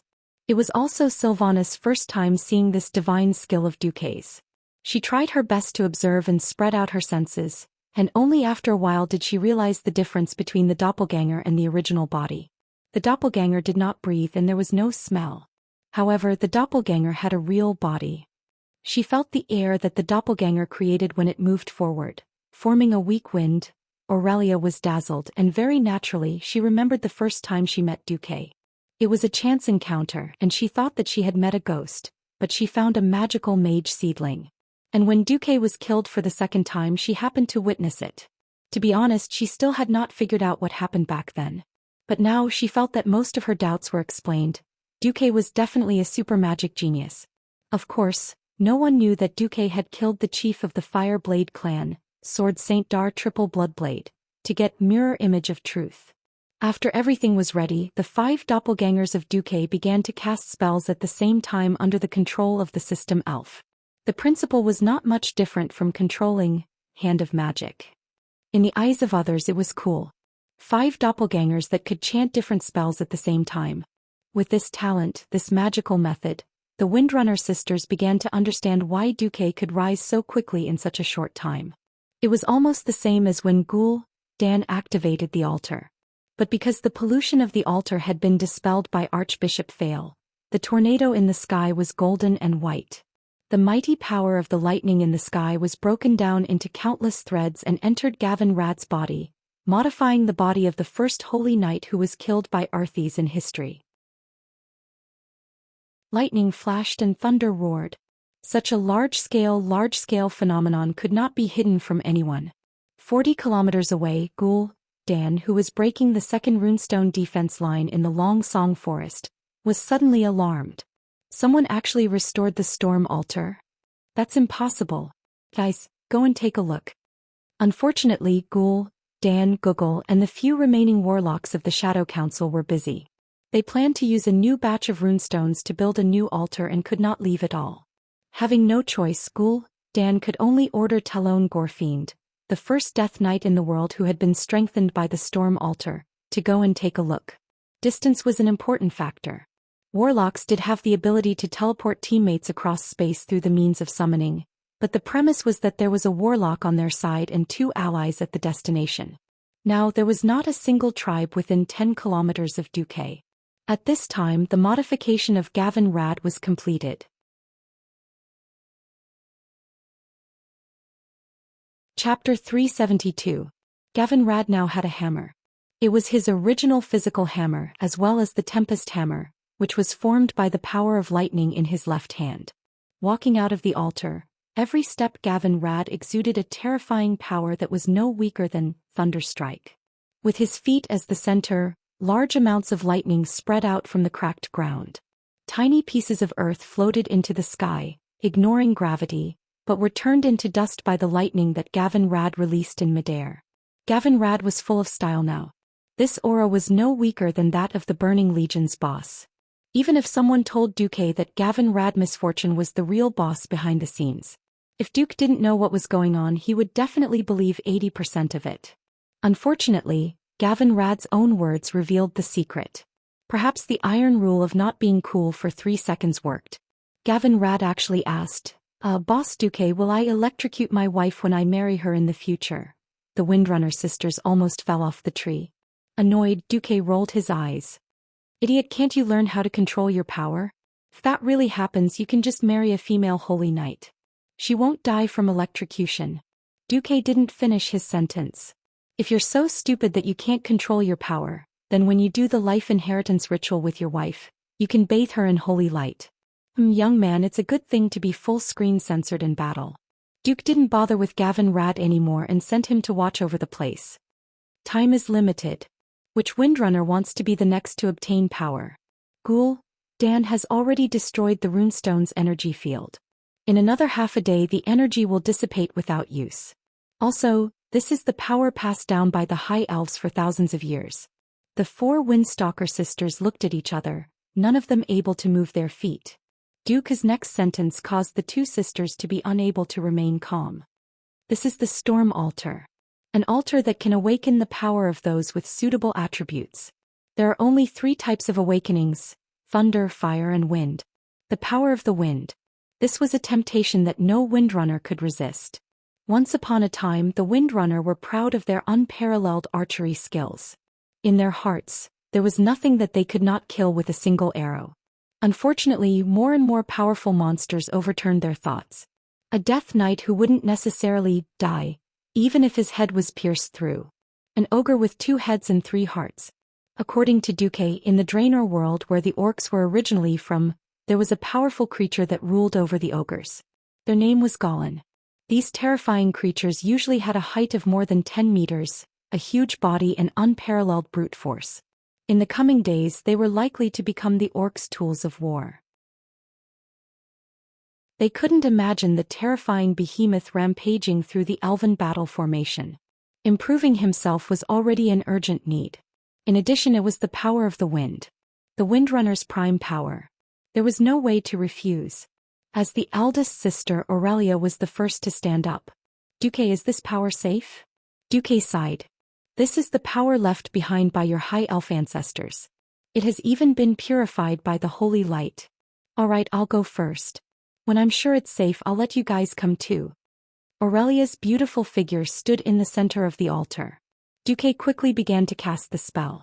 After a short spell, there was no terrifying lightning and thunder like when Gavin Rad was awakened. Instead, a gentle whirlwind appeared around Aurelia. It was gentle and soft, like a mother caressing her child and murmuring a nursery rhyme in her ear. The feeling of the breeze caressing their faces was very comfortable. It was so comfortable that everyone present felt like falling asleep. Everyone heard the sound of the wind. Huff, huff, huff. It was the pulse of the earth and the breath of the sky. Gently opening her arms, Aurelia let her whole body bathe in the wind. In the wind, there was the scent of grass, the fragrance of the earth, and the unique fragrance of the forest.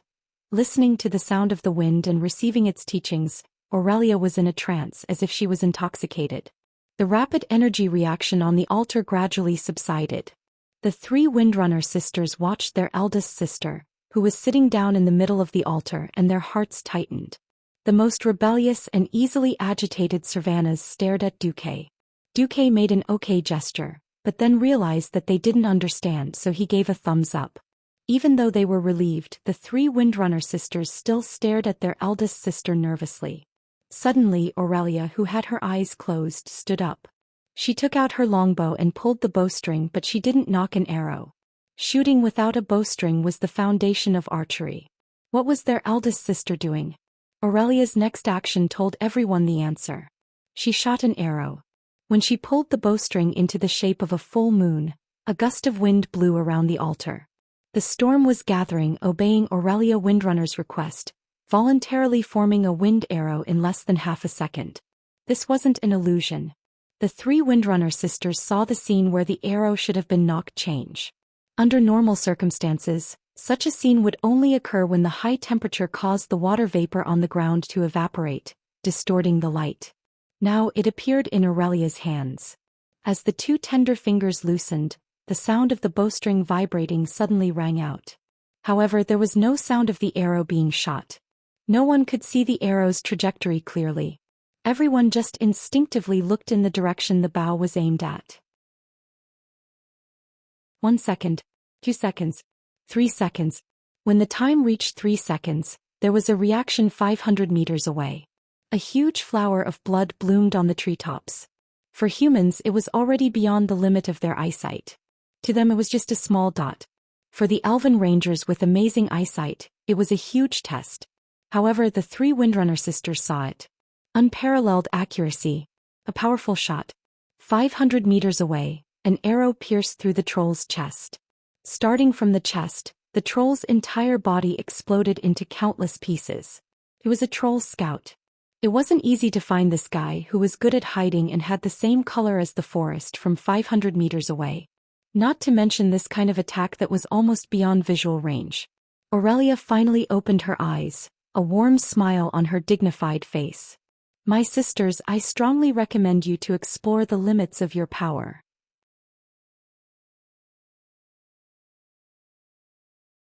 Chapter 373. Storms were gathering and thunder was roaring. Power was surging and destiny was being rewritten. Duque raised his head and looked at the vast and boundless sea of trees. His deep, black eyes looked past the lush forest, the marching orcs, and finally landed on the tribal flags that were fluttering in the wind like rags. No one knew what Duque was thinking. That sharp divine light that could pierce through all the fog and see the truth was what confused and intoxicated Aurelia the most. Duque's gaze seemed to contain the mysteries of the entire universe. After letting out a soft sigh, the divine light in Duque's eyes became more and more blurred. It was as if he had turned into a bronze dragon that controlled time, making time flow according to his will. It was as if he could see the torrent of history rolling forward according to its original direction, crushing all the hard work he had done. It shackled him with the shackles of time and space, allowing history to return to the path he was familiar with. The mysterious and unfathomable river of destiny seemed to have secretly merged with every river and sea in Azeroth, coiling around every mountain, plain, and continent. The future was like a layer of fog that could never be dispelled, shrouding the entire Alliance and even the entire Azeroth. Duque didn't know how much his hard work could change the future. He could imagine that the current 79% accuracy rate would make the originally fixed future even more fragmented and unpredictable because of his hard work. To make up for those who have passed away and the regrets that I thought were irreversible, everything is worth it, Duque muttered softly. In the past hour, the people around Duque all received unexpected benefits. Lightning! Servanas shouted, and surging waves of lightning gathered in her palm, turning into lightning arrows that contained great power. The lightning that circled around her made her look like a goddess of lightning that stood above the 9 heavens. Wind soaring. Vanessa had also awakened the power of the wind. Although she couldn't compare to her sister Aurelia in terms of quality and quantity, she was exceptionally light. It wasn't hard to imagine that Vanessa would have an absolute advantage in terms of speed. Eagle Eye. Lilith was a little puzzled. She had awakened this scouting ability. It didn't feel like it had much to do with the wind, and there was almost no increase in combat power. Wind release. Vanessa waved her 2 daggers agilely in the air. The graceful twirls in the air made people wonder if she had already overcome gravity. Ice mist. After dispelling the influence of the wind, Luxia easily condensed a cold mist in the air and enveloped herself. When the people around her finished upgrading, they all turned to look at Duque. Dooku, even though the horde is almost here, we can help you hold them off for at least 10 minutes. If there's anything else you can get, just do it. Illyria's encouragement came from the wind. The other 3 Windrunner sisters nodded in unison. Duke smiled. He first opened a portal and sent Luxia and Vanessa, the 2 weaker ones, back. He then stood on the storm altar. After standing on it, Duque couldn't help but laugh. Once upon a time he had been worried about the gains and losses of even the most basic, level 1 fireball spell. Now that he was faced with an unknown power, Duque was surprised to find that he didn't seem to have much hope or fear for the final outcome. Perhaps it was because he had changed from a simple transmigrator to a university. After experiencing numerous challenges and hardships, he had completely matured. He had worried countless times that if history had changed drastically, he would lose his judgment of the future. But after ascending to a high position and commanding the Alliance's army to victory time and time again, his heart was becoming more determined.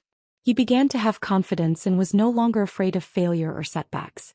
Thinking about the forces that would invade Azeroth in the future and the terrifying monsters that could easily be as tall as a 10-story building, he was originally a little afraid. But now, the results of his hard work were turning into a source of confidence. The power of magic. The power of power. The support of friends and subordinates. All of these turned into an indescribable confidence that supported him to continue moving forward. As long as he grasped this power, he would have endless power to overcome all obstacles, break through the fate of destruction, dispel the fog in front of him, and embark on the path of the bright future. That was the fate of Azeroth and Duque's fate. With that thought, Duque no longer hesitated. The 5 avatars chanted a simple incantation, driving the temporarily made storm altar to make its final effort. The force of nature deep in the ground that was about to dissipate was surging for the last time under the guidance of Duque's will. The feedback from various parts of the altar allowed the force of earth to connect with his body, giving him a feeling that the force of earth was connected to his fate and magic circuit. The next moment, a strong gust of wind blew in the sky again. Countless drifting forces in the air gathered in the direction of the storm altar in an even more exaggerated and majestic manner than the people who had awakened before. It was a giant tornado that hovered 100 meters in the air and had a diameter of more than 5 kilometers. For a moment, Aurelia and the others all turned to look at it. Countless long purple-blue lightning bolts were twisting in the air above the storm altar like spiritual snakes. The high-energy lightning chains disintegrated and filtered all impurities, making the wind blowing on the altar extremely cool and clean. The cool breeze wrapped around Duque's limbs and blew away all the dirt on Duque's body. The lightning came to Duque's head and turned into countless tiny harmless electric currents that entered Duque's shoulders and flowed throughout Duque's body. The strange feeling of the lightning entering his body was not the numbing feeling of destruction that he had imagined. Instead, it was a little strange. In the slightly numb feeling, Duque felt that his body was becoming more and more resilient under the stimulation of the electric currents. And the special understanding of wind, lightning, and fire began to spread to the depths of his soul. This was not an empty experience that came through incantations or spells. This was the most direct and unobstructed contact with the force of nature. It was precisely because of this rare experience that he had rooted in the deepest part of his heart that the power of his magic would definitely reach a higher level. In Duque's vision, the emerald green system notification was jumping wildly along with the surging storm power in the air. Congratulations, host, you have mastered the power of wind and lightning. You have comprehended and mastered the special improved spell, Thunder Spear. You have mastered the Thunderstorm Wall. You have mastered the Electric Shield. That you're tuning in to the Zhou Xian's Legacy YouTube channel. Don't forget to subscribe and join us on this journey to catch the most captivating stories.